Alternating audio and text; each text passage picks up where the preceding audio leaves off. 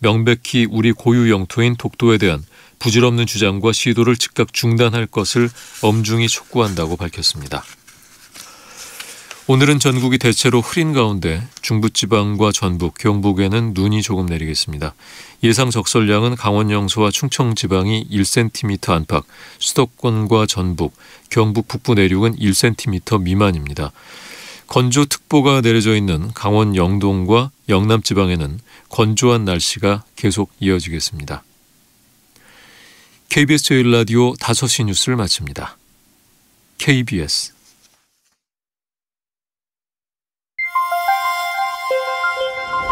대한민국 중심 채널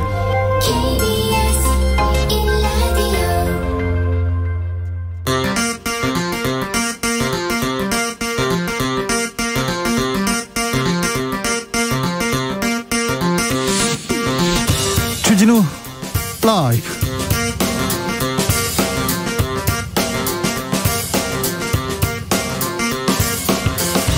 (2022년 1월 17일) 월요일입니다. 안녕하십니까, 주진우입니다. 김건희 씨 7시간 통화 내용이 공개된 후 국민의힘 윤석열 후보는 저와 대화할 시간이 부족했다, 많은 분께 심력 끼쳐 죄송하다고 사과했습니다. 민주당 이재명 후보는 민생이 더 중요하다, 국민의당 안철수 후보는 국민께서 판단할 문제라고 입장을 밝혔습니다. 그런데 윤석열 선대위에 무속인이 드나들었다는 보도가 더 뜨겁습니다. 윤석열 후보는 지인 통해 한두 번 본 적은 있다 얘기하는데 국민의힘에서는 전혀 사실무근이라고 밝혔습니다. 그런데 왕자부터 시작해서 왜 자꾸 이번 대선판에서는 무속이 언급되는 걸까요? 정치적 원의 시점에서 짚어보겠습니다. 북한이 또 미사일을 발사했습니다. 중동 3국을 순방 중인 문재인 대통령은 한반도 상황의 안정적 관리에 만전을 기하라고 긴급 지시했습니다. 국민의힘 윤석열 후보는 선제 타격 능력 확보를 대선 공약으로 내놨습니다. 민주당 이재명 후보는 북핵 문제와 관련해서 비핵화와 함께 제재 완화를 동시에 추진하는 것이 해법이라고 밝혔습니다. 관련 내용 주스에서 정리해봅니다. 대선이 50여일 앞으로 다가왔습니다. 정치 뉴스가 분초 단위로 쏟아지고 있습니다. 그런데 이때도 이재용 삼성전자 부회장 재판은 계속되고 있습니다. 이건희 회장에서 이재용 부회장으로 승계 작업에 불법이 있었느냐, 이거 가장 중요한 의혹의 쟁점인데요. 재판 매주 진행됩니다. 그런데 지난주 법정에서 한 회계사의 증언이 재판정을 뒤흔들었습니다. 과연 어떤 내용인지 김은지 기자와 알아보겠습니다. 나비처럼 날아 벌처럼 쏜다. 여기는 주진우 라이브입니다.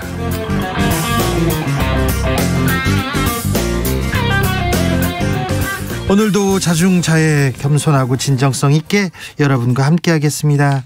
지난주 매우 뜨거웠습니다. 김건희 씨 7시간 통화 어제 공개됐는데요. 여러분께서는 어떻게 보셨습니까? 어떻게 느끼시는지요? 국민의힘에서 홍준표 의원 가장 먼저 이렇게 충격적이다, 장사를 했다, 막 이렇게 얘기하다가 대선까지 침묵을 선언하겠다 입장을 바꿨습니다. 국민의힘에서는 악질적 정치 공작이자 사악한 행위라고 했는데요. 이준석 대표는 전혀 문제될 게 없는 거 아니냐 이렇게 얘기합니다. 민주당에서 아니 문제 없다는 인식 경악했다 이러면서 최순실이 아른거린다, 최서원입니다, 이렇게 얘기하고 있습니다. 여러분의 의견은 어떠신지, 여러분은 어떻게 들으셨는지 알려주십시오. 샵9730, 짧은 문자 50원, 긴 문자는 100원입니다. 콩으로 보내시면 무료입니다. 그럼 주진우 라이브 시작하겠습니다.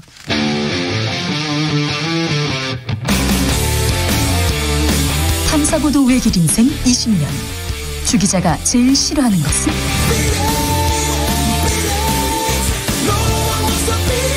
이 세상에서 비리와 부리가 사라지는 그날까지, 오늘도 흔들림 없이 주진우 라이브와 함께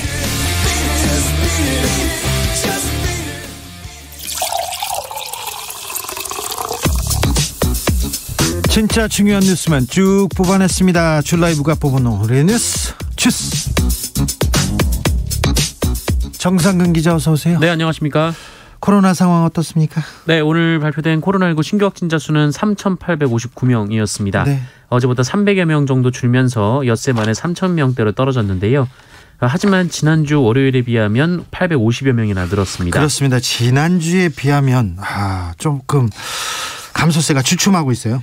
네, 오미크론 변이 확산에 따라 확진자 수가 점점 늘고 있는 것으로 보이는데 이 지난주 오미크론 변이 검출 비율이 26.7%까지 올라갔습니다. 많이 올라갔습니다. 네, 지금 한 주가 지날수록 이 비율이 2배씩 올라가고 있는 상황인데요. 네. 이번 주말 혹은 다음 주쯤이면 오미크론 변이가 우세종이 될 가능성이 높습니다. 오늘부터 방역 수칙이 조금 바뀝니다. 네, 오늘부터 사적 모임 가능 인원이 4명에서 6명으로 늘어납니다. 다만 다중이용시설의 운영시간을 포함한 대부분의 지침은 3주간 연장이 됩니다. 식당과 카페는 밤 9시까지만 문을 열고요. 또 방역 패스나 PCR 검사 음성 확인서는 여전히 제시해야 하고 미접종자는 혼자 이용해야 합니다. 예. 다만 보습학원, 독서실, 박물관, 영화관, 대형마트, 백화점 등의 시설은 방역 패스를 내일부터 해제합니다. 이 법원의 판결로 혼선이 우려되면서 결국 해제하기로 했는데요. 네.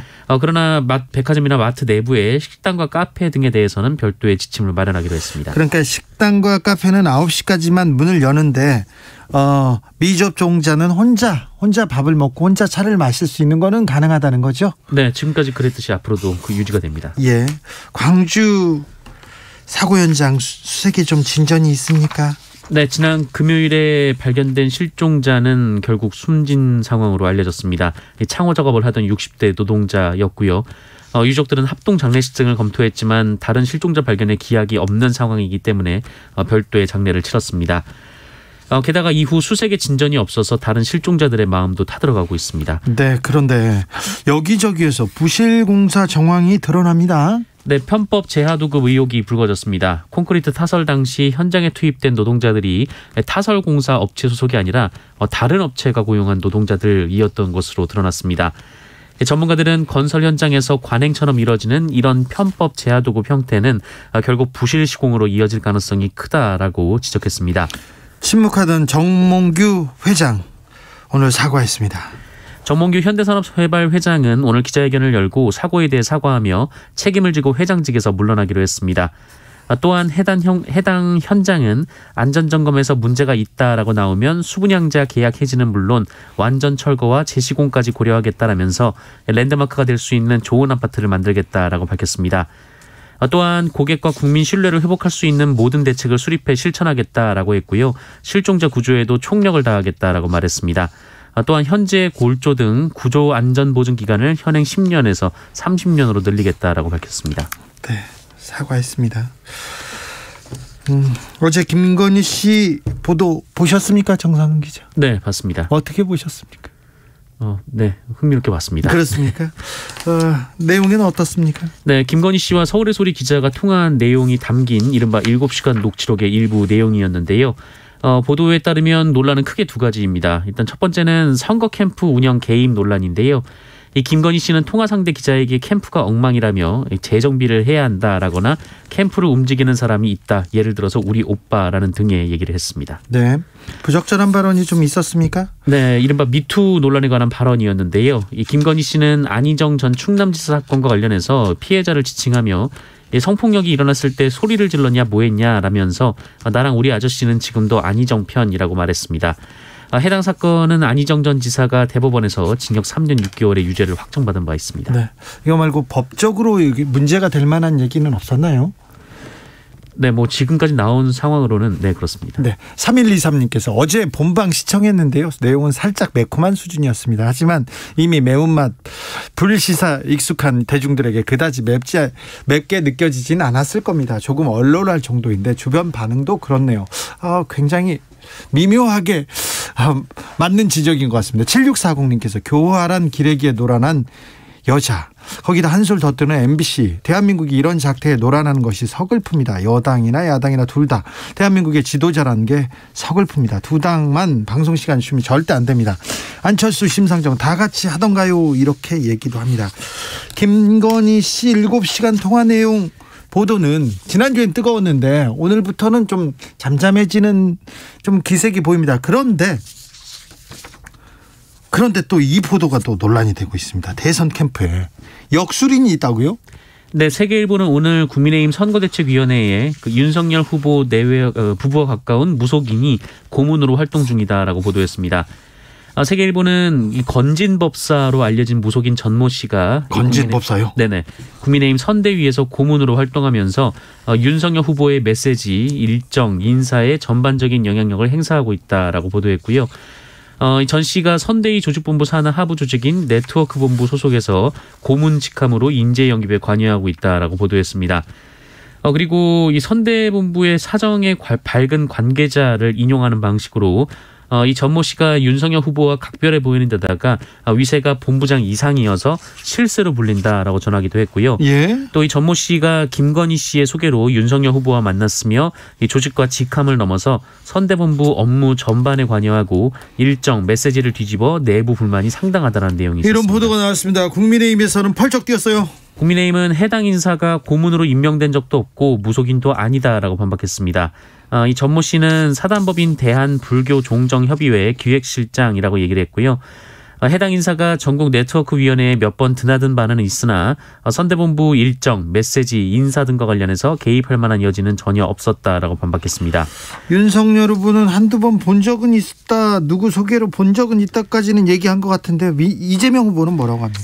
이재명 후보는 사실이 아닐 것으로 믿고 싶다라면서 21세기 현대사회에 핵미사일이 존재하는 나라에서 샤머니 국정 결정에 영향을 미치는 일이 있어서는 절대 안 된다라고 말했습니다. 그러면서 혹시 그런 요소가 있다면 철저히 제거해서 국민이 불안하지 않게 해달라라고 요청했습니다. 이 문제에 대해서는 조금 논의가 필요한 것 같습니다. 지금까지 무정스님이 나왔던가요? 무정스님이 있었고 그다음에 천공스승, 그다음에는 풍수지리 관상을 본다는 백재권 씨가 있었고 그다음에 김종인 위원장과 동석하는 자리에는 무속인 또 노병한 씨가 있었습니다. 백재권 씨는 악어상이라고 윤석열 후보를 얘기했고 또 노병한 씨는 복어상이라고 얘기했는데 악어하고 복어, 곰상도 있었어요. 악어하고 복어하고 이게 뭐가 맞는 건지, 왜 이렇게 많은 사람들이 나오는지, 또 마구 할머니는 누군지, 마구 할머니를 모신대요. 마구 할머니 아세요? 드라마에서 들은 적이 있습니다. 네. 프랑스에서는 굉장히 유명합니다만 왜 또 아구가 나오는 건지 이 부분에 대해서는 저희가 정치적 원의 시점에서 원회에서 좀 자세히 좀 보겠습니다. 5082님 꼬꼬무네요. 꼬꼬무, 꼬리에 꼬리를 무는 무속 이야기. 아, 그런가요? 자, 공약 얘기로 넘어갈게요. 이재명 후보 공약도 발표했습니다. 네, 이재명 후보는 오늘 SNS에 국군장병의 통신료를 반값으로 낮추겠다라고 공약했습니다. 현재 군장병 통신요금 부담을 완화하기 위해 요금 할인을 20% 폭으로 시행하고 있는데 이를 50%로 상향하겠다면서 장병들의 하루 평균 휴대전화 이용 시간은 3-4시간 정도밖에 안 되는데 이용요금이 비싼 점은 개선이 필요하다라고 말했습니다. 자, 병사 공약을 내놨고요. 윤석열 후보는 또 국방 얘기입니다. 선제 타격 얘기를 또 했습니다. 네, 오늘 북한이 단거리 탄도미사일로 보이는 발사체 2발을 발사한 것과 관련해서 킬체인이라고 불리는 선제 타격 능력을 확보하겠다라고 말했습니다. 또한 북한의 미사일 발사에 현 정부는 도발이라는 말도 못하고 있다라고 비판하기도 했는데요. 앞서 윤석열 후보는 지난 11일 선제 타격을 언급해서 논란이 된 바 있었는데 당시 삼축 체계의 이 필요성을 강조한 것이다라고 해명한 바 있습니다. 심상정 정의당 후보 집거를 끝내고 오늘 공식 활동을 재개했습니다. 네, 지난 12일 돌연 일정 중단을 선언한 뒤 숙고에 들어간 지 닷새 만입니다. 심상정 후보는 어제 비공개 일정으로 광주 붕괴 사고 현장을 찾아서 실종자 가족을 만난 데 이어 오늘 오전에는 연세대 세브란스 병원에 마련된 희생자 빈소를 찾아 조문했습니다. 그리고 오늘 오후 국회에서 기자회견을 열고 입장을 밝혔습니다. 심상정 후보는 대선에서 국민들께 이 심상정과 정의당의 재신임을 구하겠다라면서 선거제도 개혁에 모든 걸 쏟아부었으나 그 과정에서 진보 정치의 가치와 원칙이 크게 흔들렸다라며 사과도 했습니다. 돌아온 심상정, 정의당의 심장을 다시 뛰게 할까요? 반전을 만들 수 있을까요? 잠시 후에 정의당의 입장 들어보겠습니다. 안철수 후보는 또 바삐 움직입니다. 네, 국민의당 안철수 후보는 오늘 이 정부 여당이 추진하는 1월 추가 경정 예산안에 대해서 이 수십조 단위의 악성 포퓰리즘 돈 선거라며 이 권위주의 정권 시절 이 고무신 막걸리 선거와 뭐가 다른가라고 주장했습니다. 고무신 막걸리 선거요? 네, 안철수 후보는 국가 채무 1,000조 원을 넘긴 상황에서 또다시 14조 원 규모의 추경안을 대선에 앞둔 여당에게 선물로 내놨다라면서 이 국가 재정에 미치는 해악과 미래 세대 부담 증가라는 측면에서 몹쓸 짓이다라고 말했고요. 네. 얼마나 나라 국간을 털어먹고 빚잔치를 벌여야 정부 여당의 탐욕의 배를 채울 수 있을지 암담하다라고 주장했습니다. 아무튼 안철수 후보는 여든 야든 모두 까기 계속되고 있습니다. 문재인 대통령 민정수석을 새로 임명했습니다. 문재인 대통령은 오늘 신임 청와대 민정수석에 김영식 전 청와대 법무비서관을 내정했습니다. 네. 이 아들의 입사 지원서 논란으로 그 김진국 전 민정수석이 물러난 지 27일 만입니다. 북한이 또 미사일을 발사했어요. 네, 오늘 오전 8시 56분 합동참모본부가 기자단에게 북한이 동해상으로 또 발사체를 발사했다라고 밝혔습니다. 예. 이 평양 순안 비행장 일대에서 동쪽으로 발사한 것으로 보이고요. 탄도미사일로 추정되고 총 2발을 쏜 것으로 전해졌습니다. 아니 올해 계속 지금 미사일을 쏩니다. 벌써 4번째 무력 시인데요. 문재인 대통령은 뭐라고 했습니까? 네, 아랍에미리트를 방문 중인 문재인 대통령은 북한 관련 보고를 받고 국가안보실장을 중심으로 한반도 상황의 안정적 관리에 만전을 기하라라고 지시했습니다. 정부도 오늘 오전 국가안전보장회의 상임위원회 긴급회의를 열고 대응책을 논의했는데요. 매우 유감스러운 상황이 지속되고 있다고 보고 배경과 파장을 심도 있게 논의했다고 밝혔습니다. 아랍에미리트가 한국 무기를 엄청나게 사간다면서요? 네, 아랍에미리트가 한국형 패트리엇으로 불리는 이 탄도탄 요격 미사일 체계인 천궁2를 수입하기로 했습니다. 네. 지난해 11월 이 UAE 국방부가 공식 트위터를 통해서 구매 의향을 발표한 지 2달여 만에 이 최종 서명까지 이루어졌는데요. 이 계약 규모는 35억 달러, 우리나라 돈으로 4조 1천억 원 정도 되고요. 네. 국산 단일 무기 계약건으로는 역대 최대 규모로 전해지고 있습니다. 계속 지금 무기 수출 외교를 하고 있네요. 네, 지난달에는 K9 자주포의 호주 수출 계약이 성사된 바 있습니다. 네, 아랍에미리트 왕세제하고 정상회담은 불발됐습니다.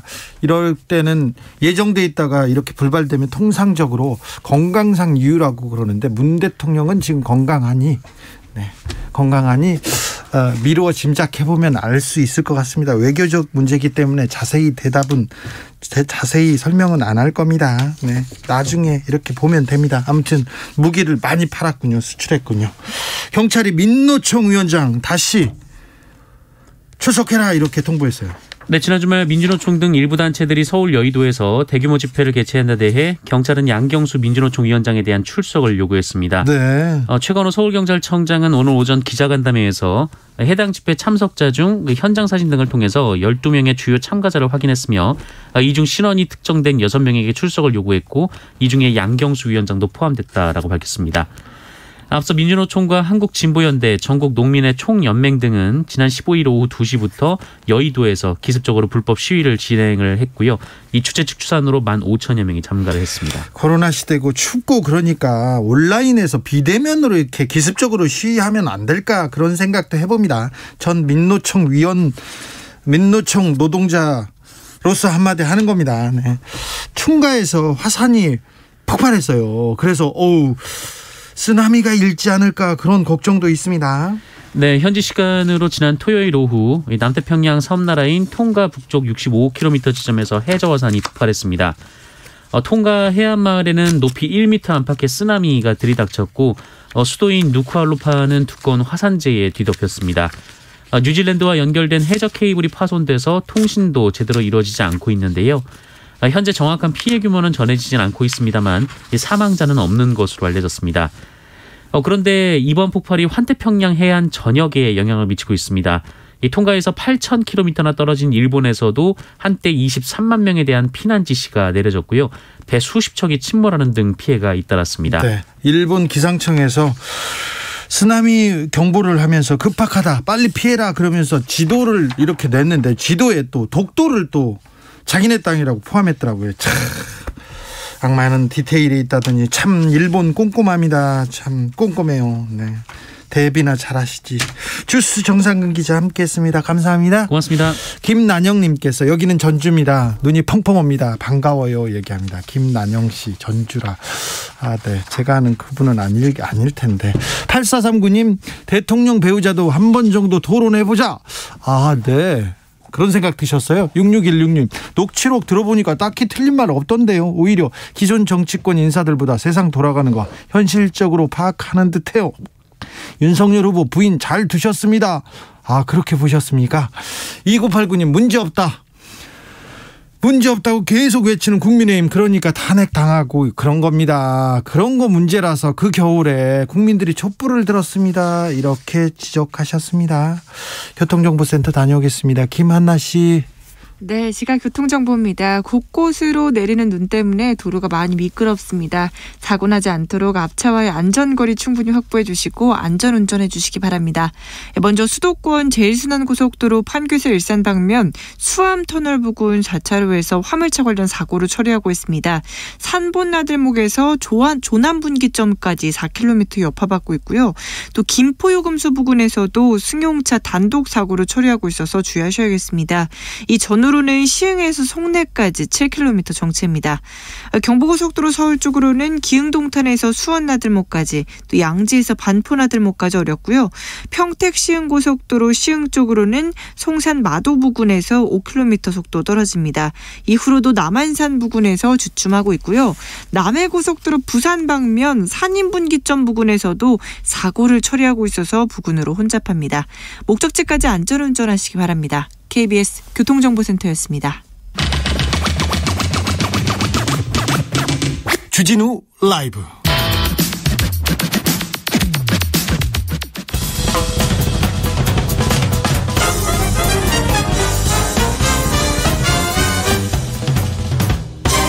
훅 인터뷰. 모두를 위한, 모두를 향한, 모두의 궁금증 훅 인터뷰. 결코 여기서 멈춰서지 않겠다. 심상정 정의당 후보가 닷새 만에 복귀했습니다. 머리카락을 자르고 돌아온 심상정 후보. 뒷배경에 정의당과 심 후보를 향한 비판, 새신의 키워드들이 써 있었어요. 식상하다, 정의당에 정의 없다, 엄숙주의, 노잼, 무능, 노회찬 없는 정의당, 민주당 이중대, 국힘 이중대. 이런 말을 뛰어넘어서 정의당이 새로워질까요? 심상정 후보는 어떻게 달라질지 들어보겠습니다. 배복주 정의당 부대표, 안녕하세요. 안녕하세요. 네, 오늘 돌아왔습니다. 닷새 만에. 네. 대국민 메시지를 발표했는데 어떤 내용이었습니까? 대부분 이제 기본적으로 성찰. 네. 성찰이고, 성찰에 근거한 이제 누구의 탓을 하기보다는 네. 우리 자신의 쇄신을 통해서 시민들에게 와닿는 새로운 비전을 내자. 그리고 네. 진보의 새로운 가치를 다시 한번 열어나가자. 이런 게 주요 요지였습니다. 정의당은 어떻게 달라지는 겁니까, 그럼? 정의당요? 정의당이 사실 기존에 이제 사실 사회적 소수자를 대변하는 정당으로 있었는데, 네. 사실 그런 것들이 사실 우리가 좀 더 큰 힘을 갖기 위해서 선거 개혁이나 이런 것들을 했었잖아요. 예. 그런 과정에서 좀 이렇게 또 많은 이제 오판이 있었다라는 성찰이 있었고, 네. 앞으로는 좀 이제 조금 더 듣는 자세로 새롭게 좀 나아가자, 이런 분위기가 많았습니다. 그래서 세 가지, 앞으로는 남 탓, 거대 정당 탓, 그리고 우리 당이 작아서 이런 탓을 하지 않는 자세를 좀 가지면서 얼굴을, 차별받는 사람들의 얼굴을 직접 내밀면서 우리 선거를 좀 해나가자, 이런 내용으로 달라질 것 같습니다. 네. 심상정 후보가 남 탓 않겠다 그러면서 진보의 성역처럼 금기시되는 사회적 문제들이 이제 말하겠다, 공론화하겠다, 이렇게 얘기했는데 이거 어떤 의미로 봐야 됩니까? 심 후보님이 오늘 언급하신 내용은 세 가지 정도 되시는데요. 하나는 이제 그 진보에도 기득권이 있다. 그 중에 이제 그 정년을 연장하는 문제. 예. 그리고 또 하나는 이제 정규직 비정규직 연대 문제, 네. 연금 연금 개혁 문제, 이런 것이 사실 구체적으로 공론회장에서 얘기돼야 된다라는 취지로 말씀하셨어요. 네. 네.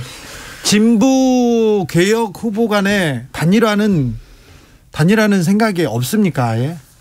저희는 생각이 없는 게 아니라 예. 그 단일화를 위해서 이제 노력을 했지만 사실상 이제 협의가 안 되어서 종료된 상태이고 노력할 수 있을 만큼은 더 노력해야 된다는 게 당내에 여론이 많습니다. 네. 민주당하고도 단일화해야 된다 이런 여론도 있습니까? 그건 없습니다. 그건 없습니까? 네, 전혀 없습니다. 자, 그런데 심상정 후보가 대선 캠페인을 멈추고 이렇게 칩거에 들어갈 만큼 고민해야 될 만큼 정의당의 상황이 좀 녹록지 않습니다. 위기라고 보이는데 그 위기 기간에도 김건희 7시간에 그냥 묻혔어요. 예. 예, 그렇죠. 네. 부대표님, 이거 정의당의 상황 어떻게 이제 돌파해야 됩니까? 존재감. 정의당의 존재감. 정의당의 존재감은 사실 소수 정당이기 때문에 저는 정확하게 선명하게 저는 선거운동에 제일 답답했던 게 우리가 누구 편인지, 네. 우리 정의당은 누구의 편에 서서 얘기를 해야 되는지에 대해서 선명하지 못했다라는 게 네.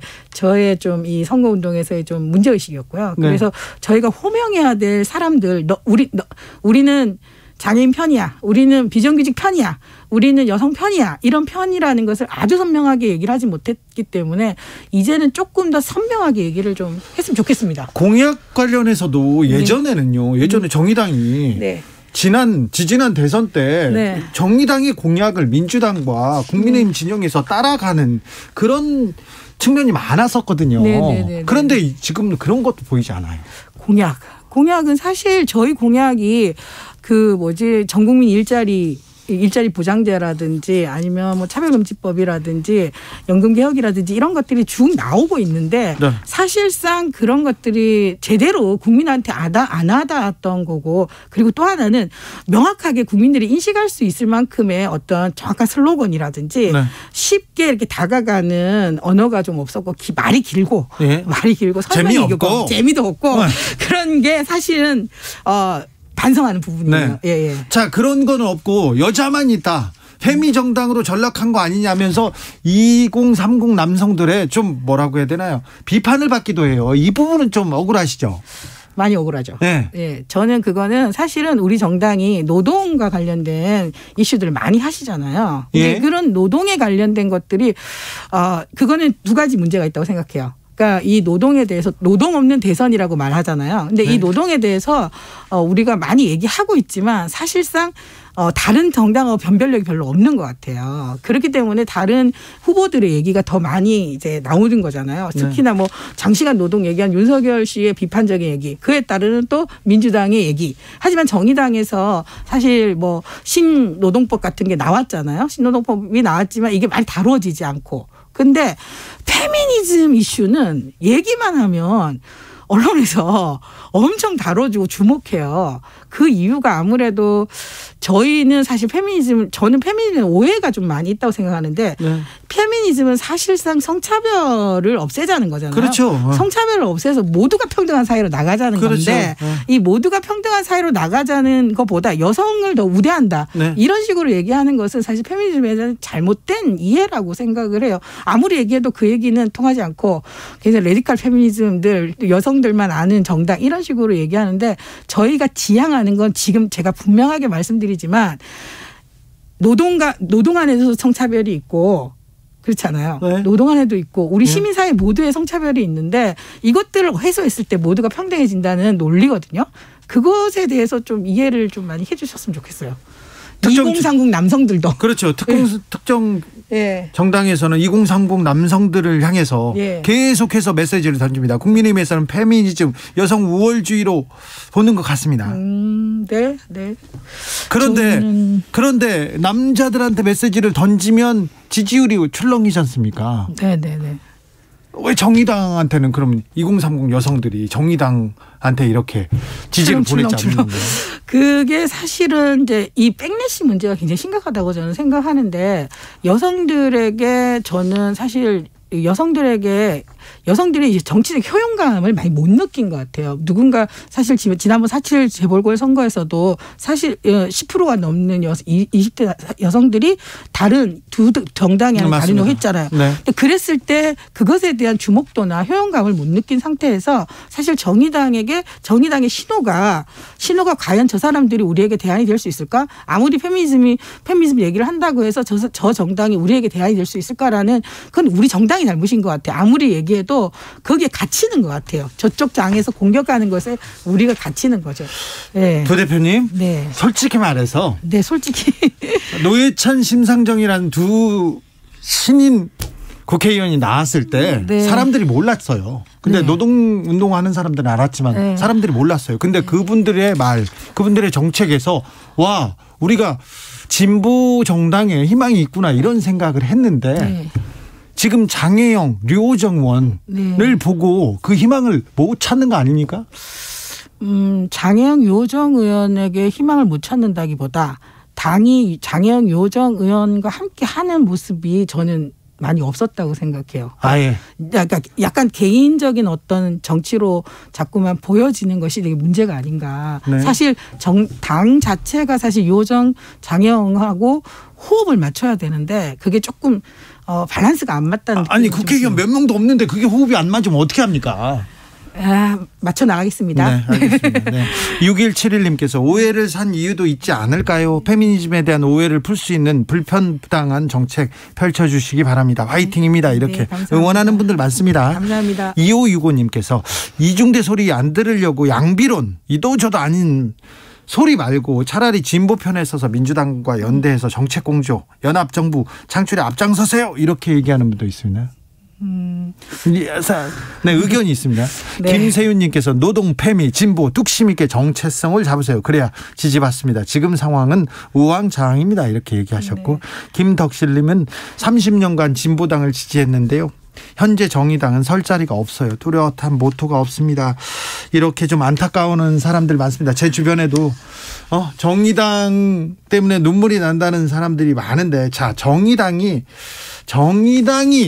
힘을 가지면 지지를 받으면 세상은 달라집니까? 정의당이 지지를 받으면 세상이 조금 달라질 수 있는 것은 지금 현재 우리 거대 양당을 조금은 균열을 내서 진보의 공간이 좀 나타나면 제 생각에는요. 새로운 목소리들이 정치에 등장할 수 있는 희망은 있다고 봐요. 그렇죠. 예. 등장해야죠. 예. 근데 지금 사실 새로운 이 낯선 목소리에 대해서 사실 진보 진영에서 하는 말들은 낯설지 않고 익숙한 목소리가 돼버린 거예요. 정의당이 하는 말은. 사실상. 네. 예.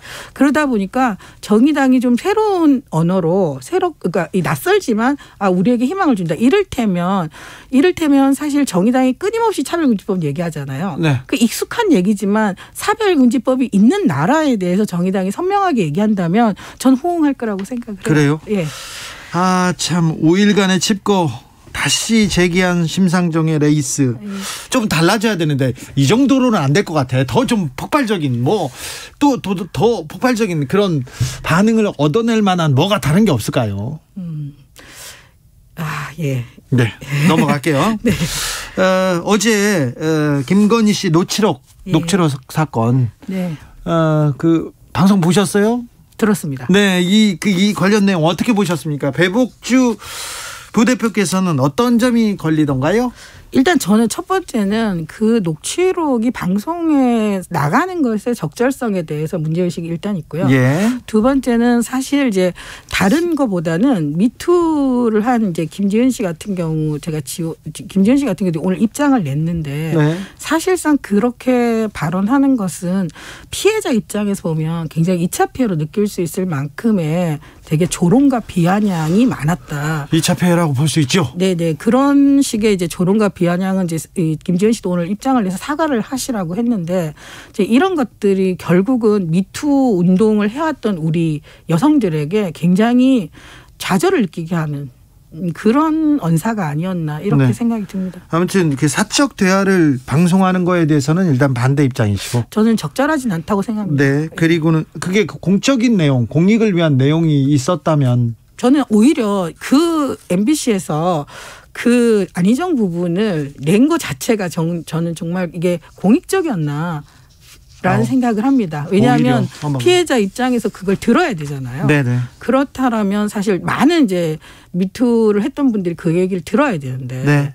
그것은 사실은 2차 가해로 볼 수 있죠. 알겠습니다. 4443님께서 부대표님 궁금한 거 있어요. 네. 질문해도 됩니까? 네, 물어봅니다. 해보세요. 윤서화 의원님은 어떻게 지내세요? 목포에서 지내시는데. 목포에 계세요? 네, 잘 지내고 계시는 것 같아요. 강기갑 전 의원님은 어디 지방에서 잘 계시나요? 네, 아마 농사시고 계신 것 같은데. 그렇습니까? 윤석열 후보가 네.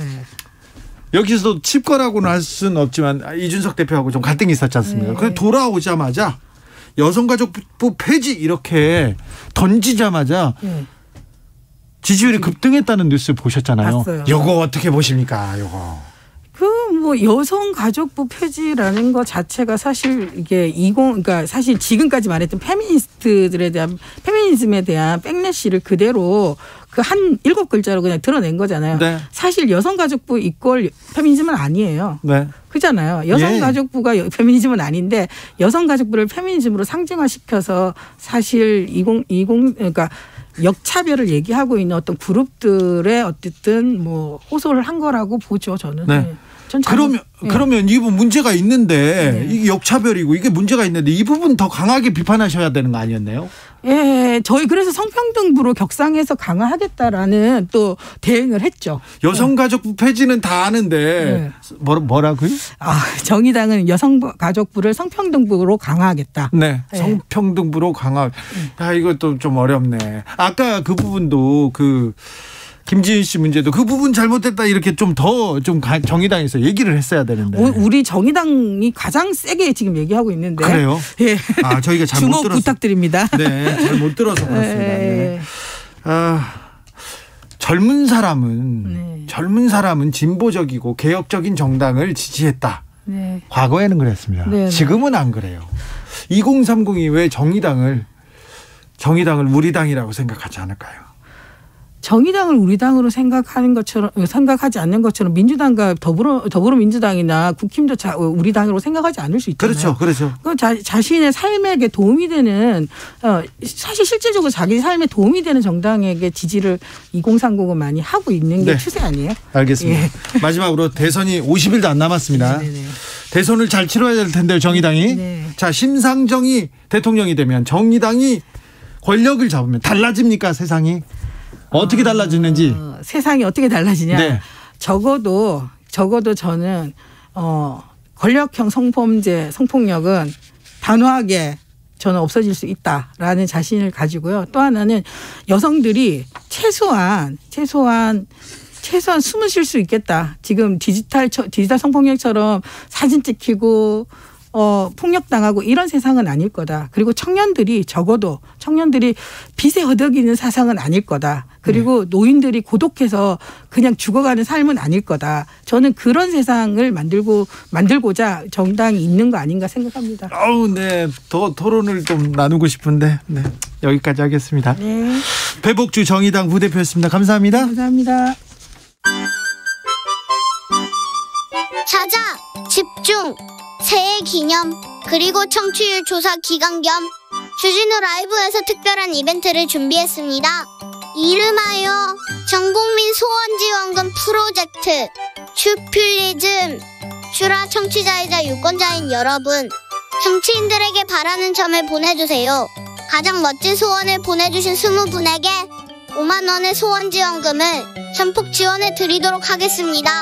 샵 9730, 짧은 문자 50원, 긴 문자는 100원입니다. 당첨자 발표는 1월 21일. 전국민 소원지원금 슈퓰리즘 많이 참여해주세요.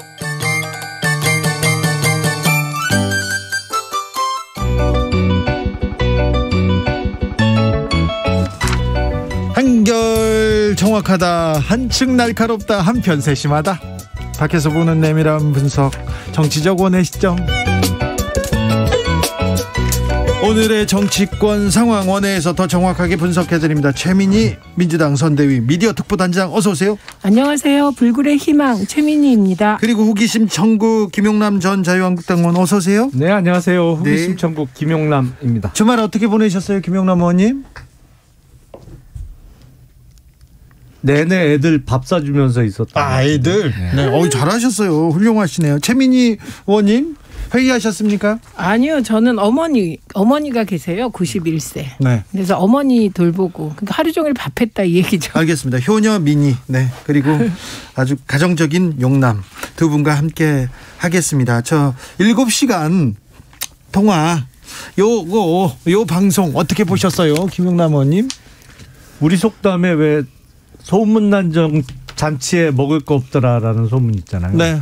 아니 그렇게 광고를 세게 해놓고 그렇게 내용 없는 거를 내보낸다는 것 자체가 아니 그 국민의힘에서 광고를 그렇게 세게 해줬네. 그러니까 아니죠. 그쪽에서 먼저 한 거고. 네. 아니 뭐 그래도 뭐가 있을 줄 알았어요. 한방 정도는. 근데 그 공중파 아니에요.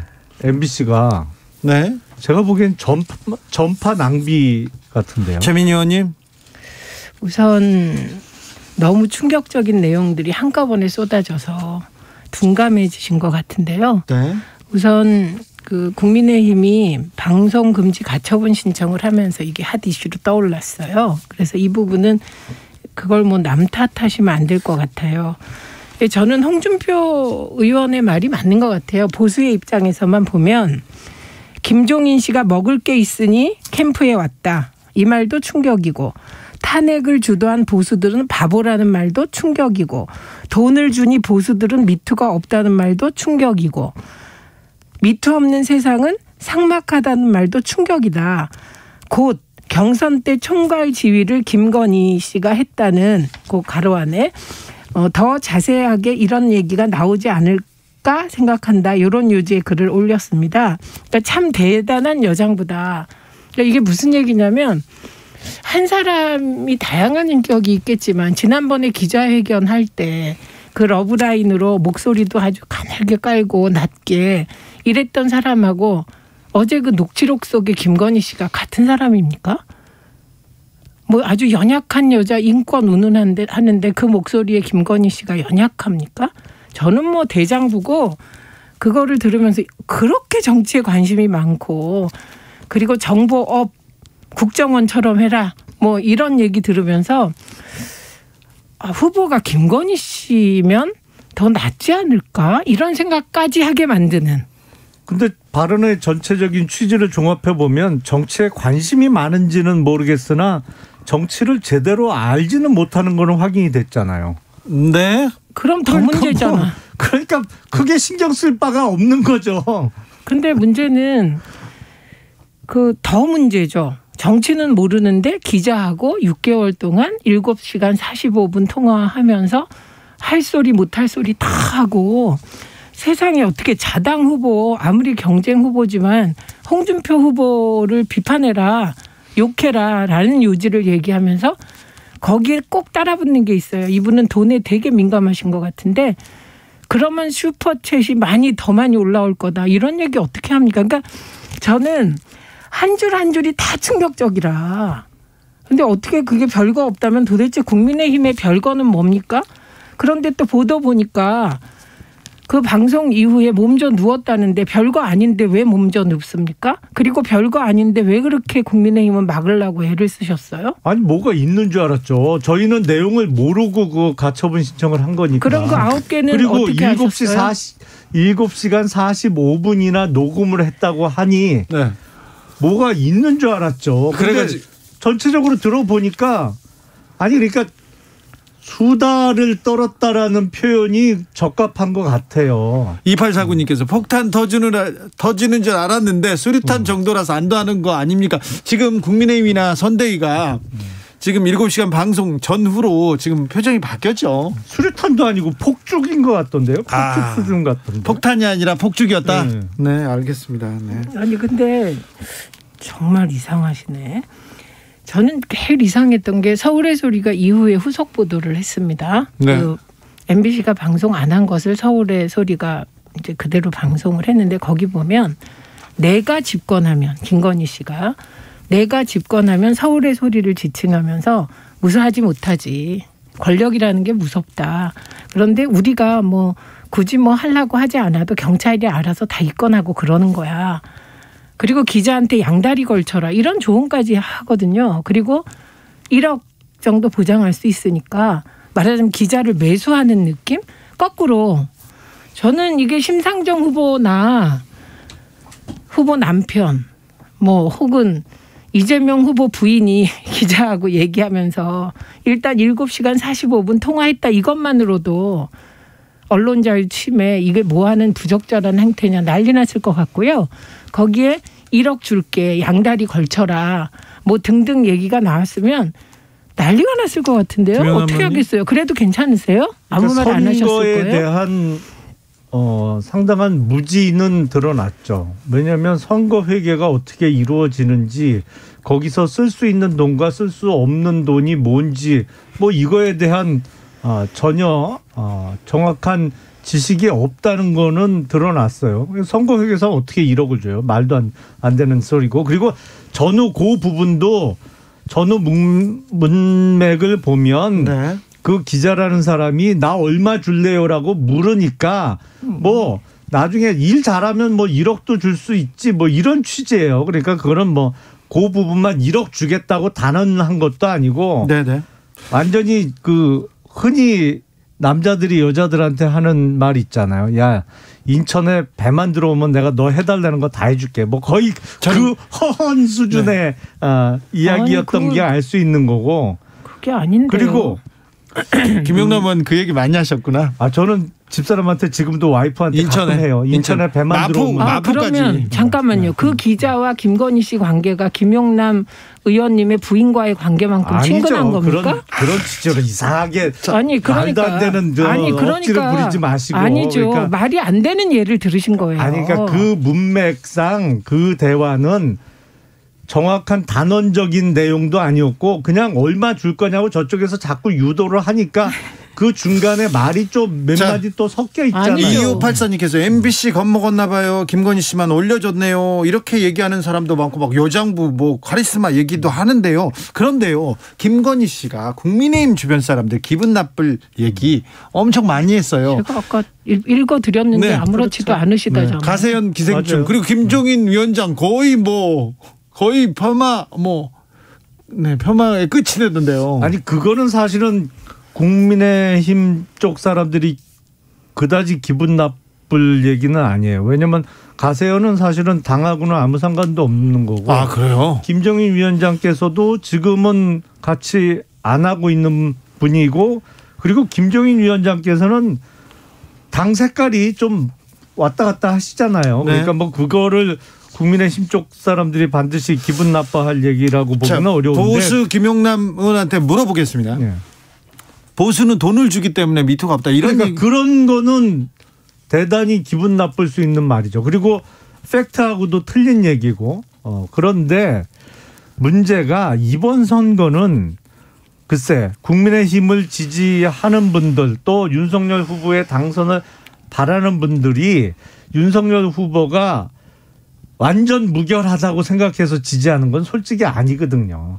최악을 피하기 위해서 윤석열 후보의 당선을 간절히 바라는 거예요. 네. 물론 그 경우에 최악의 경우는 이재명 후보의 당선이라는 최악의 상황을 피하기 위해서 윤석열 후보의 당선을 원하는 거거든요. 그러니까 뭐 소위 얘기하는 보수가 아주 기분 나빠할 수 있는 발언들이 몇몇 개 섞여 있습니다만 이 부분에 대해서는 미워도 다시 한번 이 정도 아닐까 싶어요. 알겠습니다. 근데 완전히 김건희 씨한테 국민의힘이 장악당했다는 느낌이 듭니다. 오늘 하루 종일 언론을 쭉 보면 국민의힘이 김건희 씨 옹호하기에 바빠요. 무슨 대선 중에 공당이 후보 부인 옹호하느라고 이렇게 에너지를 낭비하십니까? 그래서 윤석열 후보의 공약이 뭔지 모르겠어요. 그리고 시중에서 윤석열 후보 얘기를 하는 게 아니라 김건희 씨의 남편 윤석열 이렇게 되고 있습니다. 지금 뭐 예를 들면 여장부라고 하고 이러니까 좋아하는 사람들이 있는 모양인데 국민의힘에 후보가 후보 부인보다 못하다는 것처럼 선거에서 불리한 건 없어요. 그래서 보면 앞으로 더 무엇인가 나올지 모르겠습니다만 확실한 건 윤석열 후보는 김건희 씨에 의해서 조정당하고 있다는 느낌, 그런 느낌을 주는 게 굉장히 안 좋은 거고, 그다음에 저는 그 김건희 씨의 목소리, 태도, 그리고 이런 분위기, 풍기는 분위기, 그리고 김건희 씨가 어제 그 녹취록 내에서 한 거짓말이 한두 개가 아니에요. 그 녹취록이요. 지난해 11월에 녹취된 것도 있고 그렇거든요. 그러다 보니 학력 위조, 경력 위조에 대한 사실이 폭로되기 전이라 본인이 기자한테 막 거짓말 하더라고요. 그래서 거짓말도 많이 하고 그 안에서 무엇보다 그 목소리나 톤이나 이 분위기, 예를 들면 주어스러고 안 맞는 거, 독서를 많이 하는 분이 어떻게 이렇게 주어스러고 안 맞습니까? 그런 거 누굴 연상시키냐. 최순실 녹취록에서 최순실하고 목소리도 똑같고요.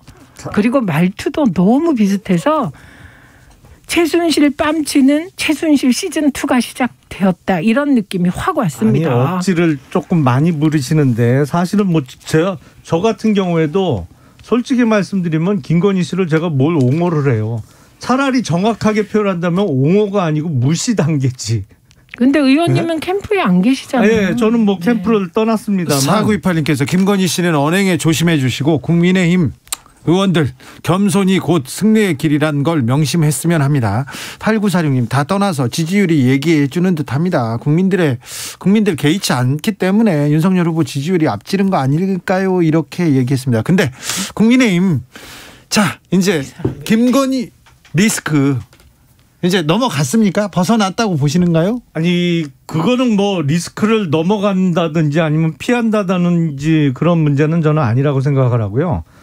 오히려 일련의 사건들로 인해서 어떤 생각이 드냐면 지금 문재인 정부 5년 내내 그냥 뭉개고 끝까지 공석으로 가고 있는 청와대의 특별감찰관이 있잖아요. 예.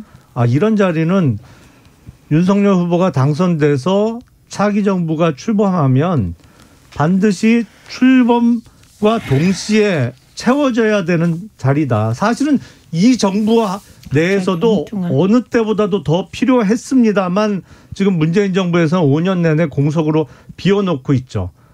그거는 검찰관은 그냥 청와대가 혼자 임명할 수 있질 않아요. 그래서 그거는 여야가 합의 과정에서 잠깐만요. 청와대 특별감찰관이 무슨 여야 합의가 아니에요. 필요해요. 그 협의 절차를 거쳤어요. 그런 사항이기 때문에 그게 얘기가 잘 안 된 거고요. 이 얘기는 계속 나왔었어요. 그다음에 또 하나는 지지율과 관련해서 김건희 녹취록이 어제 발표된 거 오늘 새벽에 아직 반영 안 됐습니다. 반영 안 됐으니까 그거는 팩트와 다릅니다. 1935님께서 그냥 김건희 씨가 대선 후보로 나왔으면 좋겠습니다. 이런 얘기도 했습니다. 자, 원의 시점은 2부 6시에 2부에서 마고 할머니와 함께 모셔서 지금 진행하겠습니다. 의원님.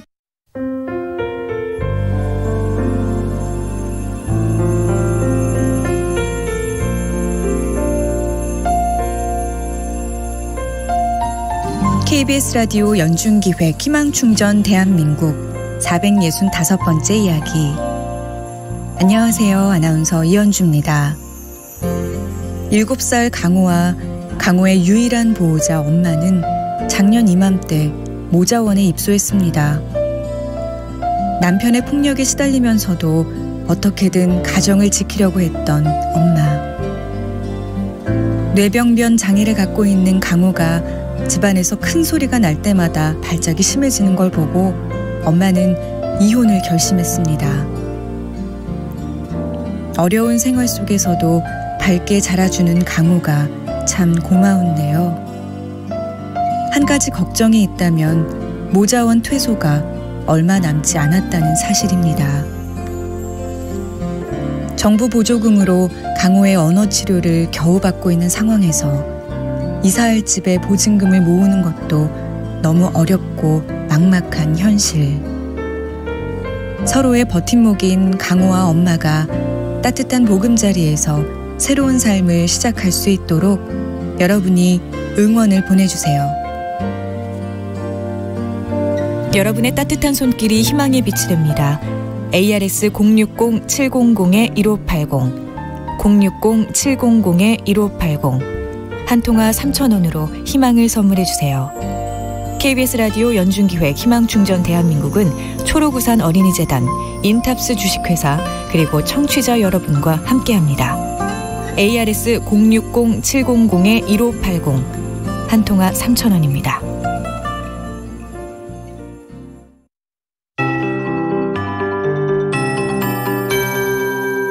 KBS 58분 날씨.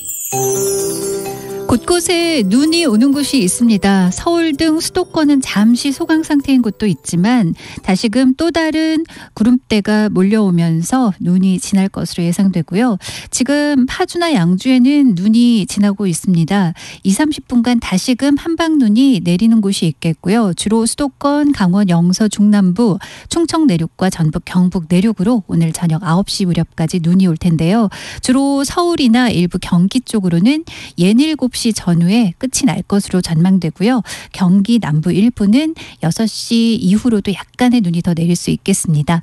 제주도는 내일 새벽까지 비나 눈 예보고요. 예상되는 적설 울릉도 독도가 1에서 5cm가량이고요. 그 밖에 대부분은 1cm 내외가 되겠습니다. 추위도 함께하고 있습니다. 한파특보가 중부와 전북 동부, 경북 내륙에 발효 중입니다. 내일 아침 서울은 영하 10도까지 기온이 뚝 떨어질 전망입니다. 낮 기온도 내일은 서울이 영하 1도에 그치는 등 전국적인 추위가 우선 목요일까지 쭉 이어지겠습니다. 금요일 아침 기온도 여전히 서울 영하 7도 등으로 전국적인 추위가 이어질 텐데요. 그나마 목요일 낮부터는 기온이 영상권으로 중부지방 접어들 것으로 예상하고 있습니다. 건조특보도 곳곳에 발효 중이니까요. 불씨관리 잘해주시고요. 현재 서울 기온 영하 3도입니다. 최영미였습니다.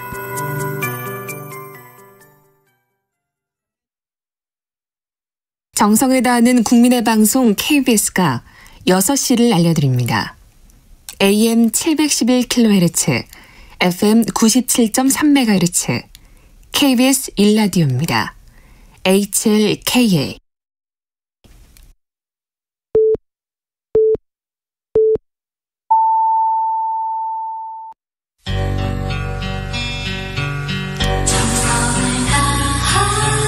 정성을 다하는 국민의 방송 KBS 주진우 라이브. 그냥 그렇다고요. 주진우 라이브 2부 시작했습니다. 지역에 따라 2부부터 함께 하시는 분들 계시죠? 어서 오십시오. 잘 오셨습니다. 7시까지 함께 해주시고요. 라디오 정보센터 다녀오겠습니다. 정한나 씨. 국민의힘 윤석열 대선 후보의 배우자 김건희 씨의 7시간 통화 녹음 파일을 보도한 MBC 기자가 김 씨가 내가 정권 잡으면 무사하지 못할 것이라고 말했다고 발언 내용을 추가로 공개했습니다. 국민의힘 윤석열 대선 후보의 배우자 김건희 씨가 안희정 전 충남지사를 불쌍하다고 하면서 미투 운동을 비하하는 발언을 한 데 대해 안 전 지사 성폭력 사건 피해자인 김지은 씨가 사과를 요구했습니다. 국민의힘이 윤석열 대선 후보의 배우자 김건희 씨와 통화를 녹음한 서울의 소리와 이를 보도한 MBC 측을 상대로 법적 대응에 나섰습니다.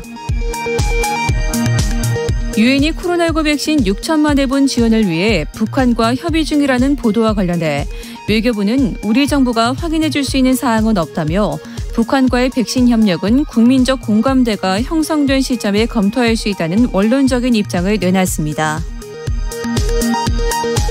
북한이 올해 들어 4번째 탄도미사일을 발사한 가운데 한미일 북핵 수석대표가 3자 전화협의를 갖고 대응 방향을 논의했습니다.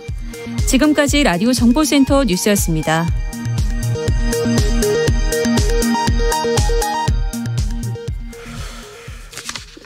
정치적 원의 시점 이어가겠습니다. 정철수님께서 내용은 수다 수준인데요. 권력을 향한 적극성은 비선사태를 예고합니다. 김건희 씨는 정당한 과정을 거쳐 성공한 사람이 아니기 때문에 청와대 입성은 안 해야 합니다. 이렇게 얘기하시는 분도 있고요. 2861님, 마고 할머니는 뭐요? 마고 로비가 벌써 할머니 됐습니까? 이렇게 얘기하는데 오늘은 김건희 씨 얘기도 김건희 씨 논란도 큰데 또 이 문제 뜨겁습니다. 건진법사는 뭔지 이거 뭐예요? 윤석열 후보가 해명까지 했는데 듣고 오겠습니다. 그분이 무속인 맞습니까? 제가 우리 당 관계자한테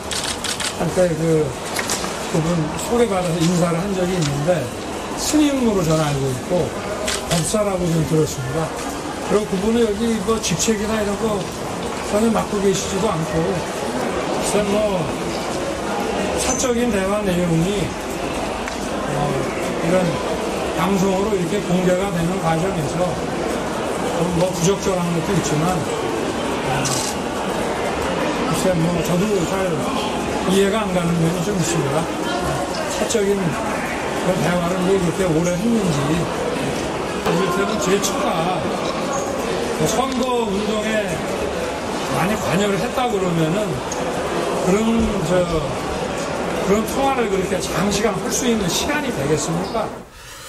네, 이런 가운데 윤석열 선대위 한 무속인이 드나들었다 이런 보도가 나왔습니다. 이 내용은 뭔지 어떻게 보셨습니까, 최민희 의원님? 우선 건진 법사인데요. 예.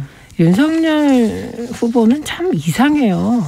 모든 사안이 나타나면 일단 거짓 해명인 것으로 보이는 해명을 합니다. 어떻게 해요? 지금 저기서도 보면 당 관계자로 소개받았다 이렇게 얘기하잖아요.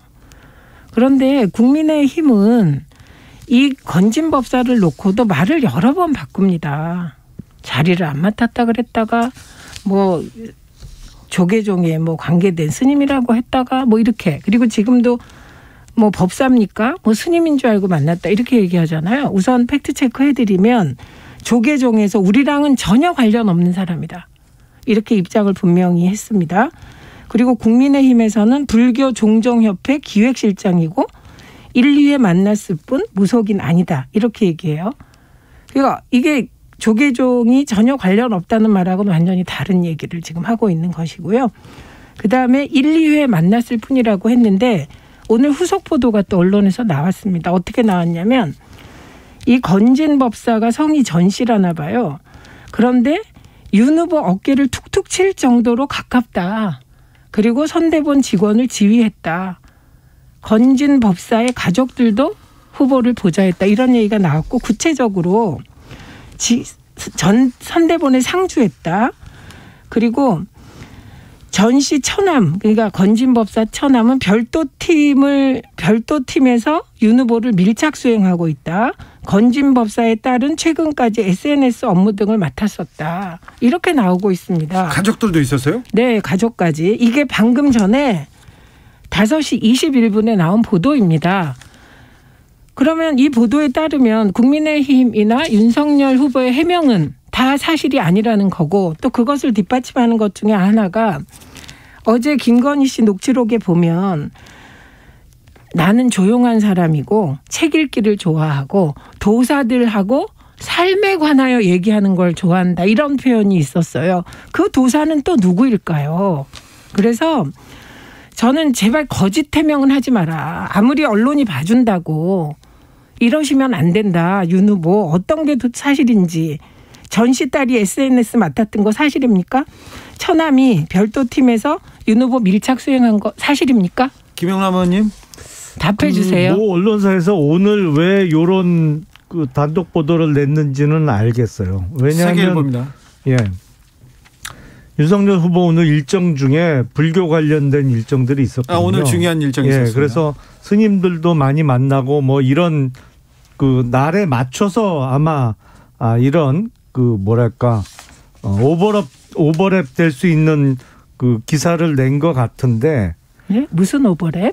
아니 그러니까 뭐 스님들 만나니까 뭐 또 이 법사 등장하고 뭐 이러면서 후보가 마치 그런 분들을 많이 만나는 것처럼 그 화면하고 겹칠 수 있는 시기에 낸 것 같아요. 근데 원래 저희가 지금 그 캠프를 쓰고 있는 빌딩의 10층을 조직본부에서 주로 쓰는데 어느 캠프나 마찬가지지만 소위 조직을 한다는 데에서는 하루에도 뭐 수백 명씩 왔다 갔다 해요. 아시겠지만 뭐 임명장도 주고 뭐 어떤 결의대회도 하고 어떤 출범식도 하고 뭐 이러면서 많은 사람들이 왔다 갔다 하는 공간으로 그 빌딩의 10층을 쓰는데 그러니까 뭐 또 왔다 갔다 했을 수 있겠죠. 근데 제가 실무자 몇 사람한테도 물어봤는데 전혀 누군지 몰라요. 아니, 잠시만요. 기본적으로.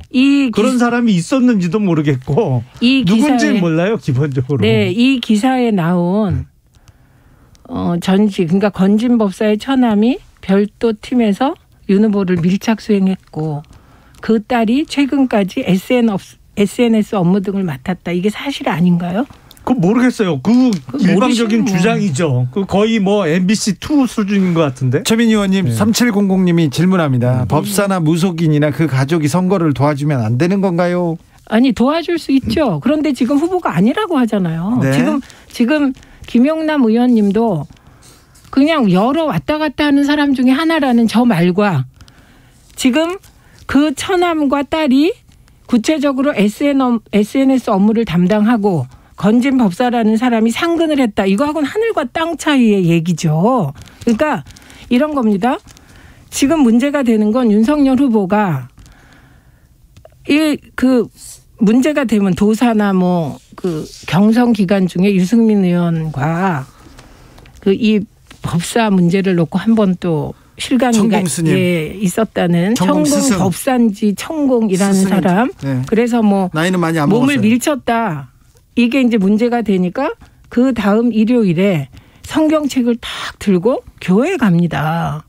그러니까 그러면 교회에도 가고 법사도 만나고 그 법사의 처남은 윤 후보를 수행하고 그리고 법사에 따른 SNS 한다. 이렇게 솔직하게 밝히시면 되지 않습니까? 자, 최민희 의원께서는 그러니까 무속인이나 법사가 캠프 안에 있는 건 그럴 수도 있는데 왜 속이냐고요? 문제는 거짓말, 해명하는 왜 거짓말을 하는 이유가 뭡니까? 기본적으로 누구 수행팀 누구를 말씀하시는지 모르겠어요. 처남이요. 처남. 뻔한데 처남 누구 어떻게 생긴 사람이 수행을 했다고 그러시는 건지 모르겠고. 제가 이렇게 묻잖아요. 이 보도가 그러니까 이렇게 나왔습니다. 지금 공중파를 이용해서도 뭐 어떻게든 흠집을 내보려고 하고 또 특정 언론사에서 딱 상황 맞춰서 법사라는 사람을 등장시켜서 오늘 단독으로 보도를 한 모양인데 그리고 대선 때 SNS를 담당하는 사람은 그게 한두 사람이에요. 사실은 각 당협별로 SNS 팀이라고 조직해서 후보가 어떤 페이스북에 올리면 열심히 우리 이렇게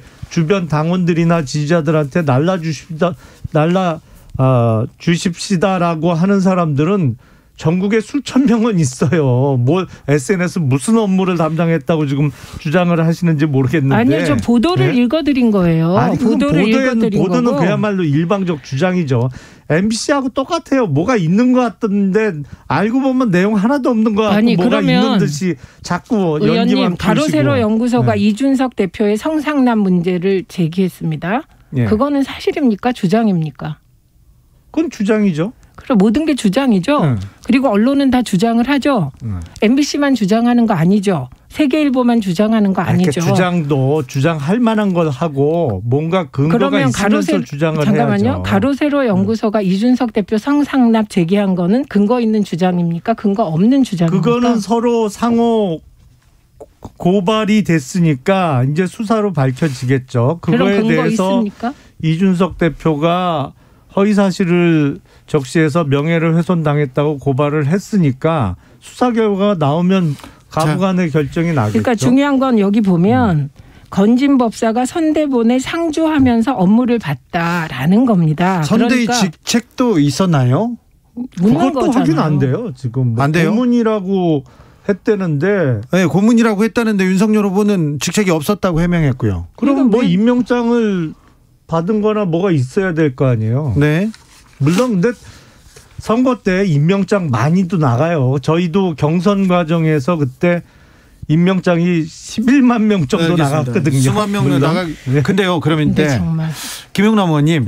근데 이번 대선 때는 이상하게 스님, 법사 이런 분들 많이 나옵니다. 지금 윤석열 후보 왕자도 있었지만 무정스님, 천공스승, 그다음에 백재권 씨, 관상 보는 백재권 씨요. 중앙일보에다 글 써가지고 악어상이라고 했던. 그리고 김종인 위원장 만날 때 노병환 씨, 역술인. 그리고 이번에 건진법사, 마구 할머니까지 좀 많이 나오네요. 그죠? 그런 분들이 많이 나오는 것도 특이하고 대선 후보 관련해서 주위에 있던 사람들 또 수사 과정에서 여러 명이 갑자기 사망하는 것도 이상하고 이번 대선은 이상하긴 이상해요. 그 물타기 하시지 말고요. 여기 영상까지 공개가 됐습니다. 이제 영상 나왔어요? 영상이 나왔는데 그 영상에서 보면 이 건진 법사라는 분과 윤 후보는 굉장히 가까워 보여요. 후보 몸에 손도 대고 막 밀고 이렇게까지 하거든요. 그러니까 저는 이상한 게 이런 거예요. 그 스님이라고 합시다. 법사라고 합시다. 무당이라고 합시다. 심지어. 그 이성계도 무학대사가 늘 옆에 있었고 네. 그리고 뭐 그 윤 후보가 얘기하지 않았습니까? 여자들은 점도 보고 그런다고? 그러면 남자는 점 보면 안 됩니까? 그러니까 무속인들이 있을 수 있는데 왜 자꾸 해명을 이렇게 했다 저렇게 했다 말이 바뀌고 그 왜 그러시는 거예요? 뭐 이랬다 저랬다 한 게 뭐 있어요. 아니, 캠프에서는 그런 사람 몰라요. 건진법사라고 저는 누굴 얘기하는지 전혀 모르겠고 제가 그래서 캠프에 있는 왜냐하면 전현직직 의원들은 사실은 캠프에 상주한다고 해도 몇 시간 안 붙어 있잖아요. 실무자들은 아침부터 밤까지 하루 종일 있잖아요. 사실은. 그래서 실무자 몇 사람한테 물어봤는데 전혀 모르겠다는 거예요. 누굴 얘기하는 건지. 알겠습니다. 국민의힘 경선 과정에서 이 문제가 좀 거론됐었지 않습니까? 네. 유승민 후보가 이게 윤석열 후보한테 이거 전공수승 이거 황당합니다 이렇게 얘기했던 기억이 나는데요. 이 부분 조금 논란이 커져서 해명해야 될 것 같습니다. 앞으로. 네. 그러니까 무조건 모른다고 하면 안 되고 말이 바뀐 건 사실이고요. 해명 과정. 지금 모른다 그랬잖아요. 저는 몰라요. 그러니까 저도 모르고. 그럼 알고 다음 주에 얘기하세요. 웬만한 실무자들도 물어봤더니 전혀 모르는 사람이에요. 근데 윤석열 후보가 뭐 한두 번 만났을 수는 있겠죠. 아니, 뭐 안 만났다는 것도 아니고 만난 거는 인정했잖아요. 네네. 자, 넘어가겠습니다. 안일화. 어떻게 보고 있습니까? 자, 국민의힘에서는 안철수 후보 단일화, 안철수의 상승, 그리고 조금 주춤. 이 국면 어떻게 지금 분석하고 있습니까? 윤석열 후보와 안철수 후보와의 단일화는 저는 반드시 해야 된다라고 생각을 하고 사실은 그 부분에 있어서는 후보도 어느 정도는 필요성을 인지하고 있는 것으로 제가 알고 있어요. 그리고 제가 알기로는 윤석열 후보와 안철수 후보는 누굴 통하지 않고 바로 다이렉트로 두 분이 소통할 수 있는 상황으로 알고 있거든요. 지금요? 예. 그래서 단일화라는 게 항상 그렇잖아요. 네. 이게 본격적으로 시작하기 전까지는 공식화되기 전까지는 다 안 한다고 하잖아요. 네. 그 전부터 뭐 우리 단일화 할 거다라고 얘기하고 시작하는 선거는 없으니까. 그래서 설날 전후해서 본격적으로 논의가 시작되지 않을까 싶어요. 그 이준석 대표 등과는 생각이 다르신 것 같아요. 의원님이. 이준석 대표는 단일화 없이 이길 수 있는 쪽으로 가겠다더군요. 기조가. 그리고 안철수 후보도 당대표가 저러는데 뭐 이런 식으로 태도를 보이고 있어요. 근데 아시다시피 단일화의 과정이라는 게 매우 험난한 과정입니다. 그 자체만으로. 그런데 그동안의 당대표와 안철수 후보의 관계를 보면 그리고 주고받는 언어를 보면 그 유리처럼 잘 관리해야 할 단일화 과정이 참 더 험난한 길이 될 것이다. 이런 생각은 들죠. 그래서 제가 후보 간에 직접 소통이 가능한 상황이라고 말씀을 드렸잖아요. 3월 8일까지는 단일화 없다. 이 말의 의미는 뭡니까? 항상 없다고 하고 시작하는 거죠. 알겠어요. 그렇다고 진짜 없나요? 네, 알겠어요. 그러니까 저러니까 정치가 불신당하고 비웃음 당하는 겁니다. 자, 마지막으로 저희 안보 공약에 대해서도 한두 가지 물어보겠습니다. 국방 공약 지금 윤석열 후보가 계속해서 선제 타격을 얘기하다 북한은 주적 이렇게 또 5글자를 썼습니다. 이재명 후보는 금강산 관광 재개 이렇게 얘기했는데 좀 안보 공약 알겠어요. 보수당의 안보 공약 강한 거는. 그런데 너무 강하지 않나 이런 생각도 해봅니다. 이 상황에서 지금 민주당의 이재명 후보가 무슨 금강산 관광 남북 철도 연결을 이야기하는 것 자체가 이상한 거죠. 그게 대단히 부적절하죠. 지금 극초음속 미사일을 최근에 3번 쐈죠. 가장 마지막 거는 철도에서, 그러니까 소위 움직이는 발사대 안에서 쐈어요. 그게 마하 10 정도 된다고 하던데 그건 사실은 요격할 방법이 없거든요. 사드로도 안 되고 패트리어트로도 안 돼요. 그 정도 빨리 그 마하 10이라는 얘기는 높이 올라가서 빠르게 내려오기 때문에 맞출 재간이 없습니다. 그건 뭐 우리나라뿐만 아니라 어느 나라도 맞출 수 없어요.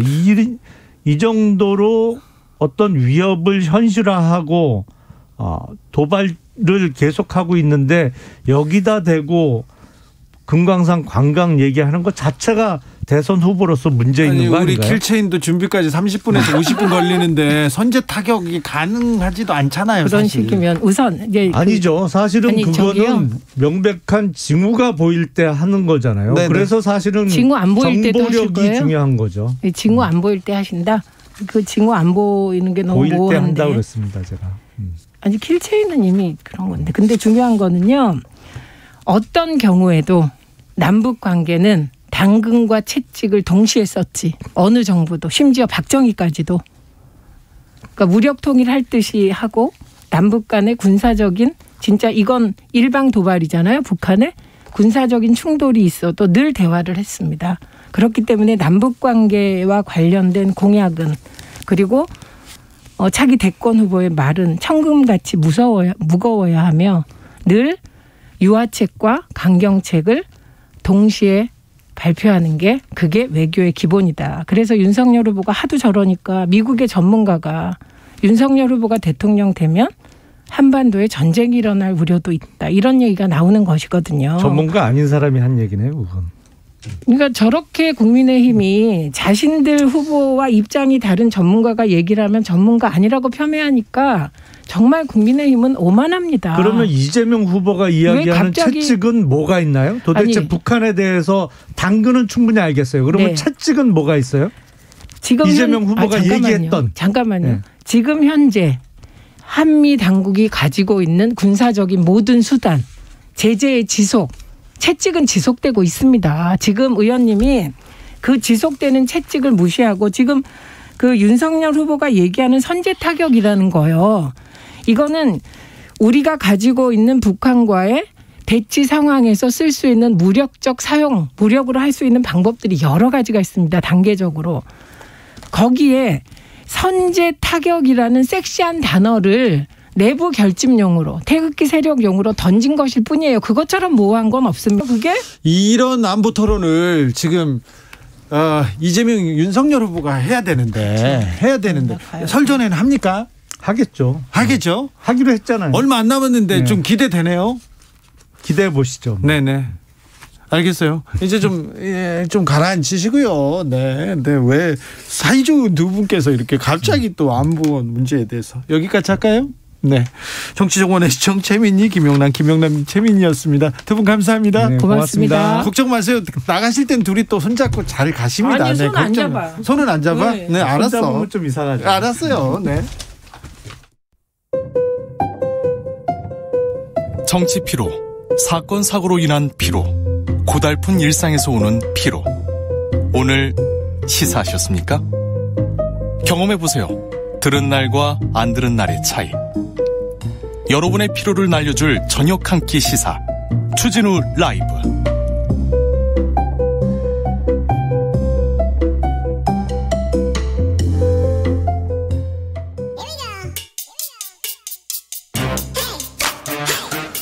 뉴스를 향한 진지한 고민, 기자들의 수다. 라이브 기자실을 찾은 오늘의 기자는 은지옥이요. 시사인 김은지입니다. 오늘 준비한 첫 번째 뉴스부터 가볼까요? 네, 이재용 삼성전자 부회장 재판에서 중요한 법정 진술이 나왔습니다. 매우 중요한 재판이 지금 진행되고 있습니다. 정치 뉴스 때문에 파묻혀 있지만 네, 매우 중요한 재판입니다. 어떻게 돼가고 있습니까? 네, 매주 열리고 있거든요. 말씀처럼 그런데 선거이다 보니까 뉴스의 블랙홀처럼 전부 다 이제 그쪽으로 가 있고 이쪽 뉴스가 잘 나오지 않는 실정입니다. 네. 그런데 지난주 목요일 날 13일에 중요한 진술이 나와서 오랜만에 관련된 뉴스를 가져왔거든요. 네. 현재 진행되는 이재용 부회장의 재판은 불법 승계 의혹 관련입니다. 네. 핵심은 이건희 삼성전자 회장이 갑작스러운 와병으로 와병되자요. 이재용 부회장한테 승계 작업이 이뤄졌던 것이거든요. 이때 불법이 있었냐 없었냐라고 하는 건데요. 이 과정에서 이 부회장에게 유리하게 회계 조작이 있었다. 이렇게 검찰은 판단하고 이 부회장을 기소했습니다. 기소했죠. 네, 그래서 이번 재판에 해당 삼성물산과 제일모직 합병 비율 검토 보고서를 썼던 딜로이트 안진의 전직 회계사가 증인으로 나왔는데요. 예. 2015년 5월 22일에 자신의 팀에 합병 비율 검토 보고서를 의뢰한 삼성물산 쪽을 만나가지고 힘들다 이런 이야기를 했다라고 합니다. 삼성 측 요구대로는 힘들다. 네, 그렇죠. 그러니까 이 시가총액을 봤을 때 맞춰줄 수 없다 이런 이야기를 했다라고 하는데요. 네. 그러면서 좀 대안을 제시하자 삼성 쪽에서 이런 보고서는 필요 없다 이렇게 역정을 내기도 했다라고 진술했습니다. 삼성이 원하는 보고서를 써달라고 했는데 안 된다고 그 절충안을 냈더니 이런 보고서는 필요 없다 이렇게 했다는 거죠. 네, 이제 그런 일도 겪었다라고 하고요. 네. 결과적으로는 고객사 의견에 안진이 맞춰졌다라고 합니다. 네. 그래서 제일모직에 유리하고 삼성물산에 불리한, 그러니까 정확히는 이재용 부회장 일가에게 유리한 식으로 보고서가 나왔다라고 하는 건데요. 네. 그 보고서를 바탕으로 당시에 논란이 되었던 국민연금이 합병에 찬성하게 되는 근거가 됩니다. 국민연금도 처음에는 저기 이거 안 된다고 합병 찬성할 수 없다고 했는데 이재용 부회장이 플랜 B가 없다면서 이게 좀 압박했었죠. 그 네, 사안으로 국민연금에 있는 사람들은 구속됐습니다. 네, 그래서 결과적으로 이 보고서가 아주 중요한 근거 중에 하나였다라고 볼 수 있는데 네.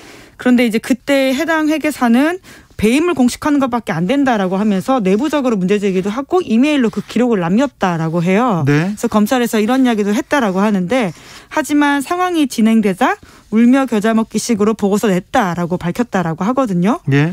그리고는 관련 수사가 시작되자 결국 2020년 연말에 안진에서 퇴사했다라고 밝혔습니다. 아, 그래요? 왜 그만뒀죠? 네, 법정에서 진술하기로는 이렇게 이야기했는데요.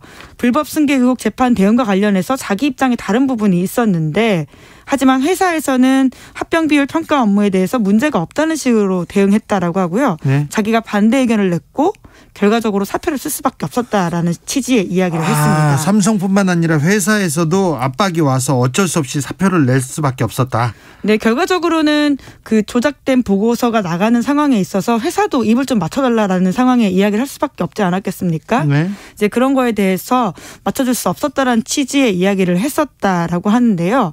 이를 통해서 이번 재판에서 중요한 국면을 맞게 됐다라는 평가가 나옵니다. 네. 왜냐하면 이제까지 이 재판에 출석했던 사람들은 대부분 삼성 출신이거나 현직 삼성맨들이었거든요. 그래가지고 문제가 없다. 이거는 다 당연히 잘한 거다. 이렇게 계속 얘기하고 있었죠. 네, 이재용 부회장 쪽에 유리한 증언들이 많이 나왔고 그런 증언을 할 수밖에 없는 처지에 있는 사람들이 많았습니다. 하지만 이번에는 삼성과 연고도 없고 현직에 있지 않는 전직 회계사이기 때문에 이 증언의 무게감을 어떻게 볼 것인가라는 부분이 있거든요. 근데 이 증언의 무게감은 굉장히 막중한데 근데 이분이 이 진술을 계속 고수할 수 있을지 저는 그게 걱정이 되네요. 네, 바로 다음 재판에서는 해당 증인에 대해서 이재용 부회장 쪽 반대 신문이 있기 때문에 예. 어떻게 진행될지 좀 봐야 될 것 같은데요. 압박이 좀 많지 않을까 싶긴 합니다. 예전에는 이런 그 삼성에 불리한 증인이나 그런 그 사람이 있으면 삼성에서 팀을 꾸려가지고 그분을 모시고 해외나 국내 어디로 여행을 떠나버리는 그런 작전을 구사했다고 김용철 전 삼성그룹 법무팀장이 얘기했었죠. 네, 다음 뉴스 만나볼까요? 네, 공군 전투기가 추락해서 조종사가 순직하는 사건이 또 벌어졌습니다. 네, 심정민 소령 연결식이 지난주에 있었죠? 네, 이번 일 계기로 반복되는 전투기 사고의 근본적인 해결책 바라는 목소리가 커지고 있는데 그러게요. 이게 비행기가 늙어서 비행기가 낡아서 그렇다면서요. 네, 이번 비행기만 하더라도 1986년에 도입됐다라고 하는데요. 고인이 된 심소령이 1993년생이니까 전투기 조종사보다 더 노후한 노후하다라는 표현이 좀 그렇지만 나이가 더 많다라고 볼 수 있는 상황입니다. 근데 1960년대 70년대 비행기도 아직 있을 거리요? 네, 60년대는 아니고요. 70년대 중반에 도입된 전투기가 아직 강릉과 광주 비행단에 있다라고 한겨레 신문이 지적하고 있습니다. 네. 그러니까 20, 30대 조종사들이 50년 된 전투기로 비행하는 상황이기 때문에 계속해서 위험이 있고 또 다른 위험이 발생할 가능성이 높다라는 지적이 나오고 있습니다. 제가 미국의 어떤 미군 기지에 가본 적이 있었는데 그게 2000년대 초반이었는데 1920년대 비행기가 아직도 날아다니긴 하더라고요. 비행기는 수명이 깁니다. 그런데 노후화되면 사고 위험은 높아지기 때문에 그만큼 관리가 매우 필요합니다. 네, 그래서 2000년대 이후에 F4, 5를 합쳐가지고 모두 15대가 추락했다라고 하는데 조종사가 17명 순직했습니다. 그래서 사고 단골 전투기다 이런 악명까지 있는데요. 네. 그러니까 억지로 전투기 수명을 늘려놓으면서 발생하는 문제가 한둘이 아니다라고 하는데 오래된 전투기라서 부품이 단종돼서 부품을 마련하기 위해서 정비사들이 사투를 벌이기도 하고요.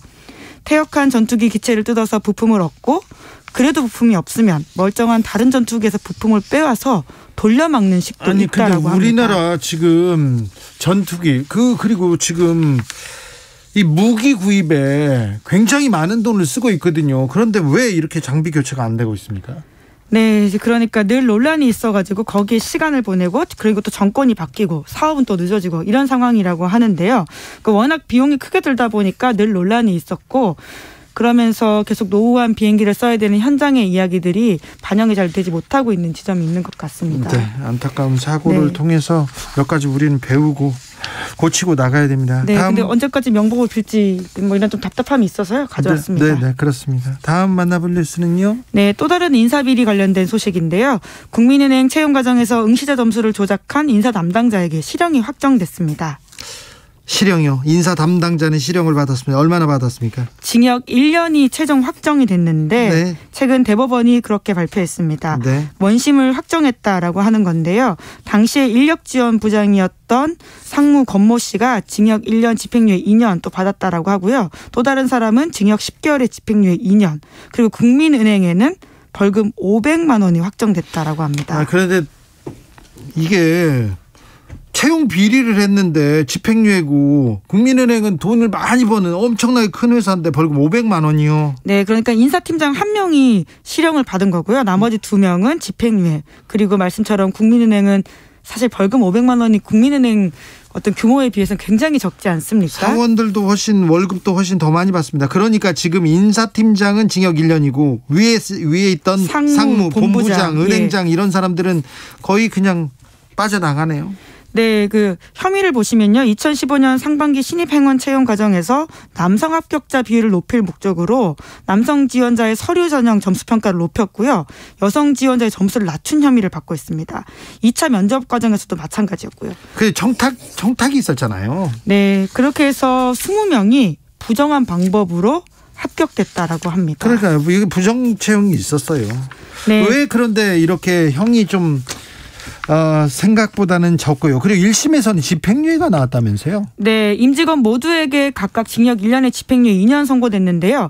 그나마 2심에 올라가서 형이 올라가는 게 한 경우가 있습니다. 네. 심지어 1심에서는 이렇게 평가했는데요. 경제적 이득을 취했다고 볼 사정이 없고 잘못된 관행을 답습하는 과정에서 범행에 이르게 됐다라면서 해당 범죄의 의미를 낮게 평가했습니다. 판사님들 참 따뜻하셔.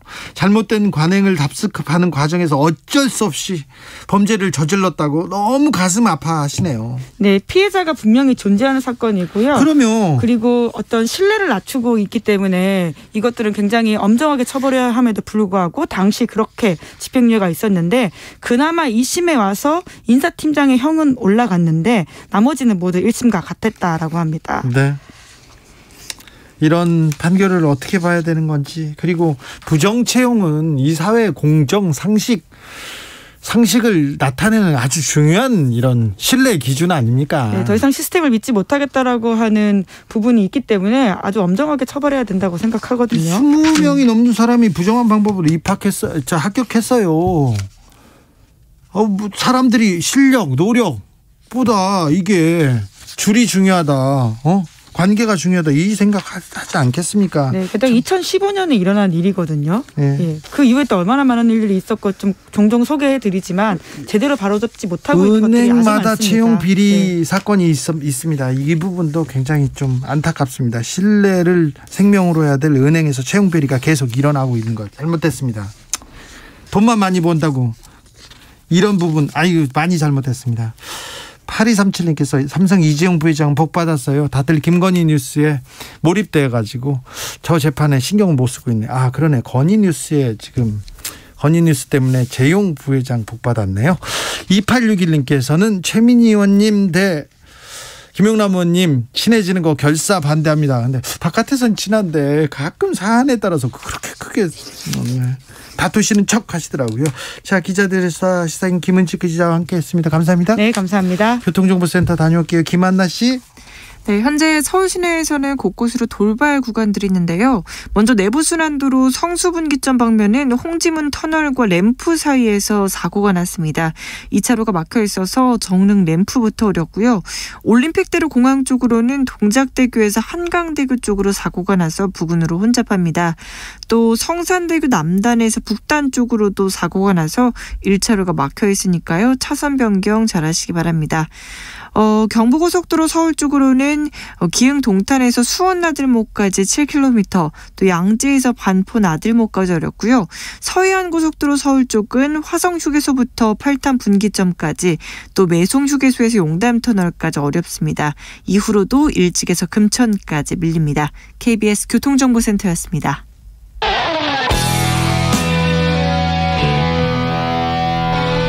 스치기만 해도 똑똑해진다. 드라이브 스루 시사 주진우 라이브.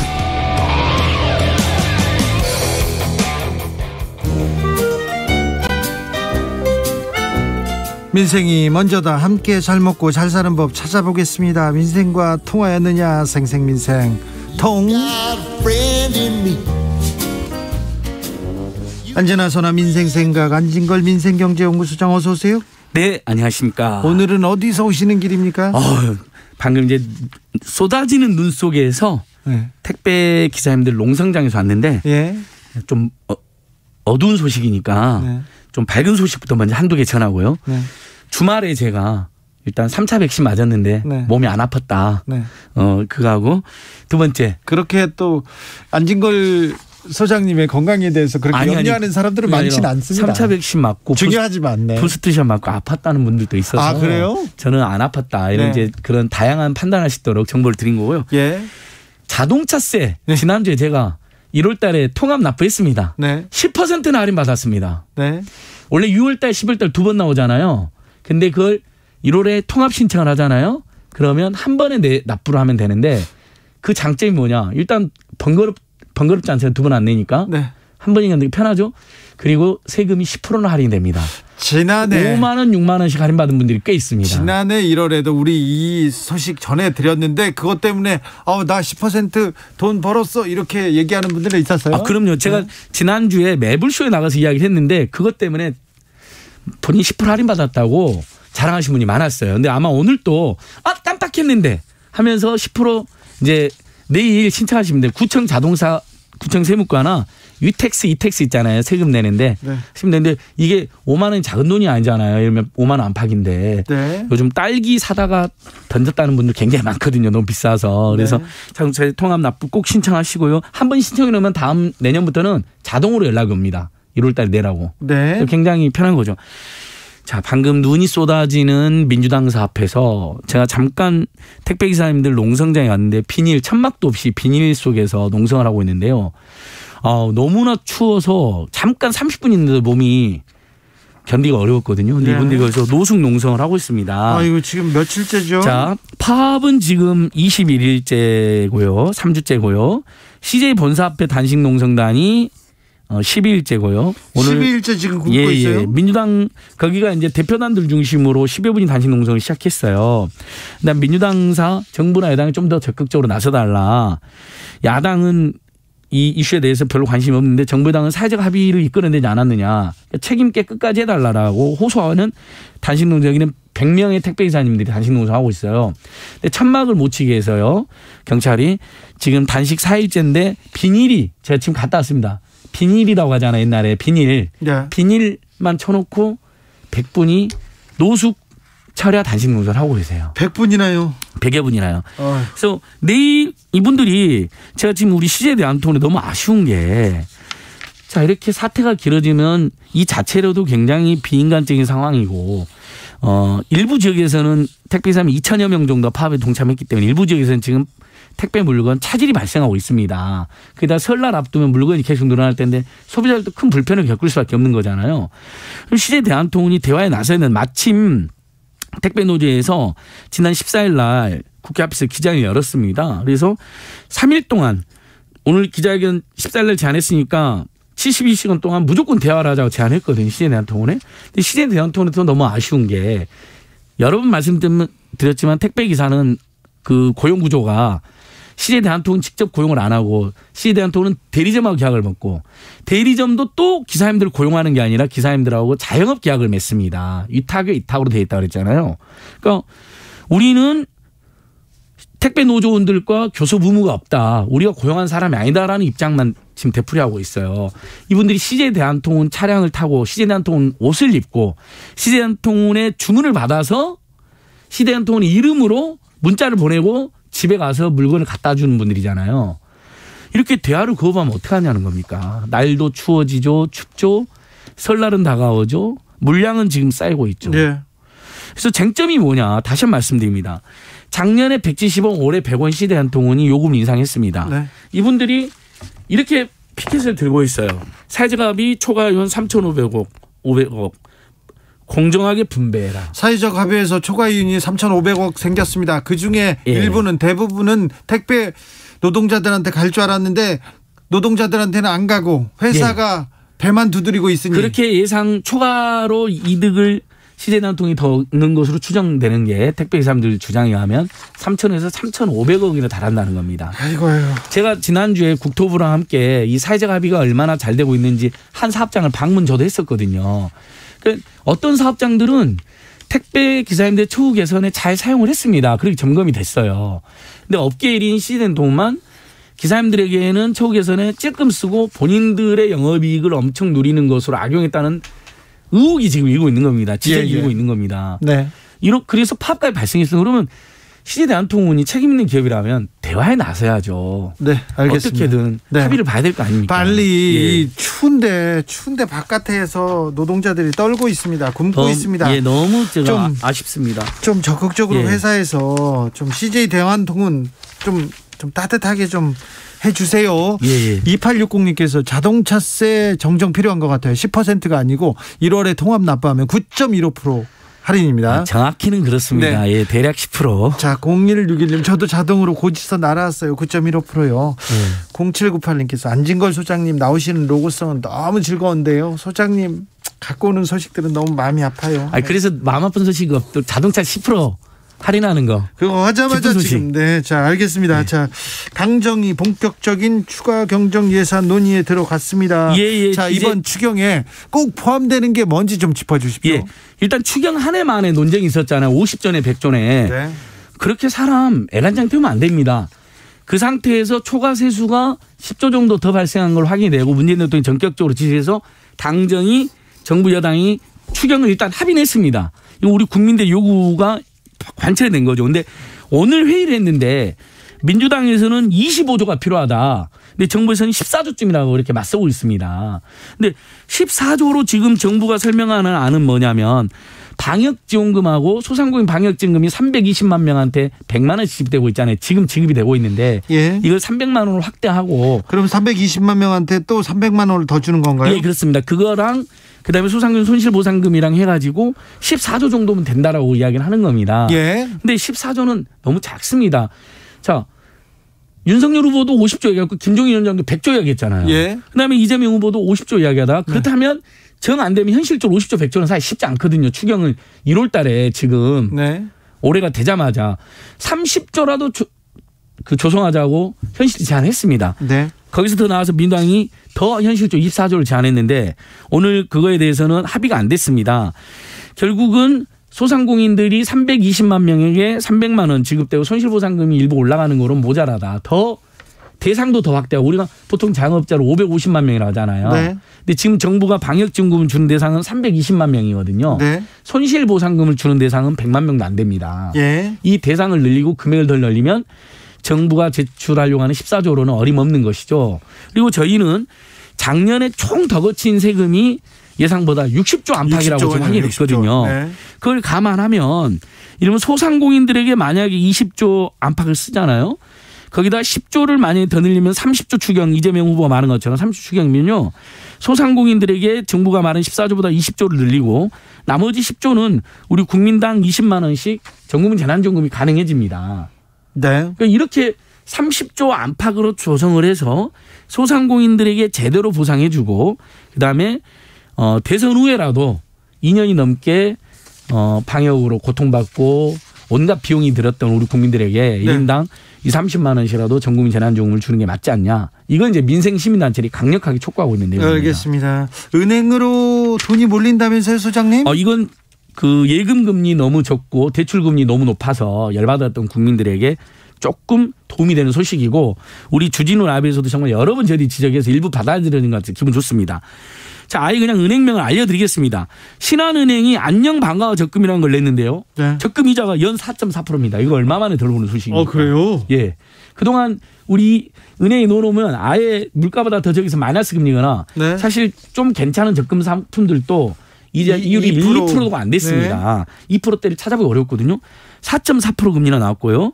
신한 가맹점 수익적금은 연금리가 3%로 인상이 됐습니다. 네. 우리은행도 20개 정기 예금, 18개 정기 예금, 20개 정기 적금 금리를 0.1에서 0.3% 올렸습니다. 네. 국민의 하나는 농협은행도 다 예적 금리를 올리기로 하고 최대 어느 폭까지 인상할지를 지금 결정한다고 합니다. 그러니까 네. 이건 굉장히 반가운 소식이죠. 그러니까 예를 들면 금리가 너무 적으니까 필요 이상으로 주식이나 부동산으로 투자하셨던 분들도 네. 리스크가 있잖아요. 사실 그렇죠. 투자로 리스크가 네. 있고 그걸 알려줘야 되잖아요. 네. 근데 부동산 같은 경우도 자금이 투기 자금으로 흘린다거나 아니면 부동산에서 투자했다 실패하신 분도 있거든요. 더욱이 지금은 대세 하락기라고 해서 부동산 가격이 지금 서서히 하향하고 있으니까 더욱 조심해야 되잖아요. 네. 그런데 적금이 4.3% 올라갔다. 예금이 올라간다. 네. 그러면 국민 입장에서는 은행에 다시 돈을 맡기고 이게 은행으로 돈이 들어가면 유동성이 해소돼서 부동산 투기를 근절하여 집값을 잡는 데도 일정하게 도움이 될 수 있다라는 분석을 하고 있습니다. 소장님 민생 꿀팁 몇 개 알려주세요. 이거 또 마지막으로 자동차세 10% 못지않게 중요한 건데 저는 이거 제가 직접 해봤습니다. 예. 못 쓰는 냉장고나 선풍기 같은 거 이거 버릴 때 주변에 그 돈을 내고 아파트 단지에 그 청소업체한테 돈을 내고 버리는 분들이 있어요. 돈 내야 돼요, 돈. 그러실 필요가 없습니다. 폐가전은 매출 폐가전 제품 매출 예약 시스템이라는 걸 통해서요. 전자제품 공제조합이라는 게 있습니다. 전자제품 자원순환 공제조합에 여기서 무료로 가져갑니다. 그리고 이게 법에 의해서 시민의 권리로 되어 있습니다. 예. 금리나 요구권이 시민의 권리인 것처럼 제발 대출금리 너무 비싼데 제발 인하 좀 해달라 하는 금리나 요구권이 시민의 권리인 것처럼 법에 보장된. 그래서 지금부터 규모가 큰 냉장고나 선풍기 같은 것은요. 그냥 하나씩 가져갑니다. 세탁기 같은 거 있잖아요. 네. 돈 주고 버리지 마시고 매출 예약 시스템, 그러니까 폐가전 제품 배출 예약 시스템에 들어가서 온라인으로 신청을 하거나. 잠시만요. 그 사이트 이름이 뭐라고요? 폐가전 제품 배출 예약 시스템. 그렇게 좀 복잡해요? 그러니까 어쩔 수가 없어요. 그냥 폐가전 회수. 네. 폐가전 회수 치시면 돼요. 네. 아니면 전자제품 자원순환 공제조합. 근데 어렵잖아요. 네. 그냥 폐가전 회수라고 치면 다 나오고요. 제가 지금 해보고 왔고요. 네. 콜센터 또 우리 인터넷에 들어가서 하는 거 익숙치 않은 분들은 저는 콜센터로 했어요. 예. 1599-0903입니다. 1599-0903으로 전화하면요. 네. 아주 친절하게 뭐 버릴 겁니다. 그래요. 그럼 보통 냉장고 세탁기 버리는 경우가 많잖아요. 오래돼가지고. 에어컨도 버릴 수 있습니다. 네. 이렇게 큰 것을 이렇게 어느 날 온다고 연락을 주십니다. 네. 그러면 그걸 이사하실 때 네. 이사센터 분들한테 그쪽에다 옮겨달라고 하면 옮겨주세요. 알겠습니다. 거기다가 몇 호 며칠 날 수거해간만 적어놓잖아요. 네. 그러면 알아서 진짜 감쪽까지 가져가십니다. 돈이 한 푼도 안 들어요. 폐가전제품 무상수거 네. 서비스가 있습니다. 1599-0903 열로 전화하면 다 가져갑니다. 그냥 다 가져가는군요. 근데 이제 소형가전은 안 가져갈까 걱정하시는데 소형가전도 5개 이상 모아놓잖아요. 네. 조그마한 것들 있잖아요. 네. 막 카세트 테이프 이런 거 옛날에 네. 요것도 라디오 뭐 이런 거 예. 5개 이상 모아놓으면 가져갑니다. 그렇습니까? 그러니까 이건 법에 의한 시민의 권리다는 거. 네. 그러니까 미안하실 필요도 없어요. 이건 시민의 권리고 이건 국가에도 도움이 되는 겁니다. 네. 그 부품들을 회수해가지고 다시 그렇죠. 좋은 데 쓰셔야 되잖아요. 1599-0903 네, 1599-0903 5월.kr 이게 주소입니다. 폐가전 예. 무상 배출 예약 시스템입니다. 9893님 저도 했는데요. 편해요. 얘기합니다. 아 진짜 편. 저도 했다니까요. 저는 저기 돈 주고 버렸는데. 그러니까 잘 몰라가지고 그 책상 같은 거 버릴 때 돈 주고 버리시잖아요. 네. 그때 폐가전도 돈 주고 같이 버리는 거예요. 그렇죠. 매출은 몇만 원이 나와요. 예. 근데 저는 책상은 어쩔 돈 주고 버렸지만 폐가전은 다 이쪽에 해가지고 무상으로 수거한 걸 확인했습니다. 알겠습니다. 생생민생통 안진걸 소장 오늘도 감사했습니다. 예, 고맙습니다. 오늘도 수고하고 지친 자들이여 여기로 오라. 이곳은 주기자의 시사 맛집 주토피아 주진우 라이브.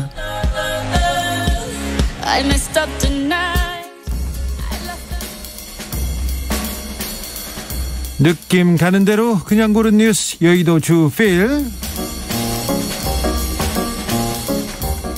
K-팝에 열광한 중동 소녀들 두바이에 한류 바람 불었다. 중앙일보 기사인데요. 사막의 땅 중동에도 한류가 바람 불고 있습니다. 모래바람이 아닙니다. 아랍에미레이트에 두바이 엑스포가 열리고 있어요. 엑스포가 열렸는데 K-팝 콘서트 열었는데 6,000명 넘는 사람들이 와서 뜨거운 열기를 확인했다고 합니다. 191개국에 참가한 두바이 엑스포에서 한국관이 가장 핫플레 있습니다. 그래서 규모도 크고요. 사람도 정말 많이 온다고 합니다. 한국이 세계 5번째로 규모가 크고요. 한국 문화를 감상하고 그리고 한국의 첨단 기술을 이렇게 자랑하고 있다고 합니다. 대전 엑스포 생각나십니까?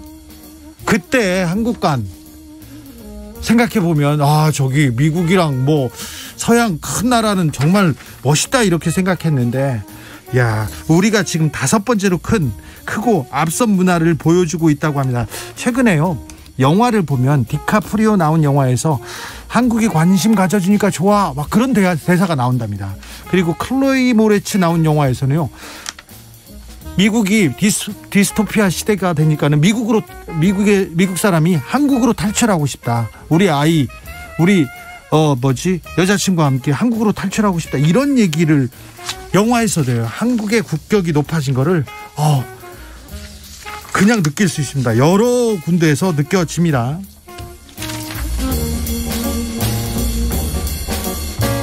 캄보디아에서 지뢰 100개 찾은 영웅쥐 영원히 잠들다. 세계일보 기사인데요. 캄보디아는 지뢰가 많지 않습니까? 내전 당시에 지뢰를 많이 묻어서. 그런데 지뢰를 많이 찾아낸, 그래서 생명을 많이 구한 8살짜리 영웅쥐 마가와가 지난 주말에 세상을 떠났습니다. 마가와는 벨기에에서 민간단체죠. 민간 지뢰 제거단체에서 훈련을 받은 특수쥐입니다. 특수쥐. 아프리카에서 태어났는데 큰 주머니쥐인데 이 특수쥐가 지뢰를 많이 찾았다고 합니다. 보통 테니스 코트 1개 면적을 마가와는 30분이면 충분히 수색하는데 이 똑같은 면적을 사람이 하려고 하면 4일 걸린다고 미국의 뉴욕타임즈에서도 이거 영웅쥐가 맞다고 이렇게 계속 얘기하고 있습니다. 캄보디아에서는 1979년 이후로 사상자가 6만 명 넘게 나왔습니다. 지뢰 피해로 말입니다. 우리도 지뢰가 있어서 걱정이 되는데요. 미국에는 미키마우스, 미니마우스, 제리도 있었죠. 그런데 캄보디아에는 훌륭한 쥐 마가와가 있었네요. 우리나라에는 어떤 쥐가 있는지 기억이 안 나네요. 네, 알겠습니다.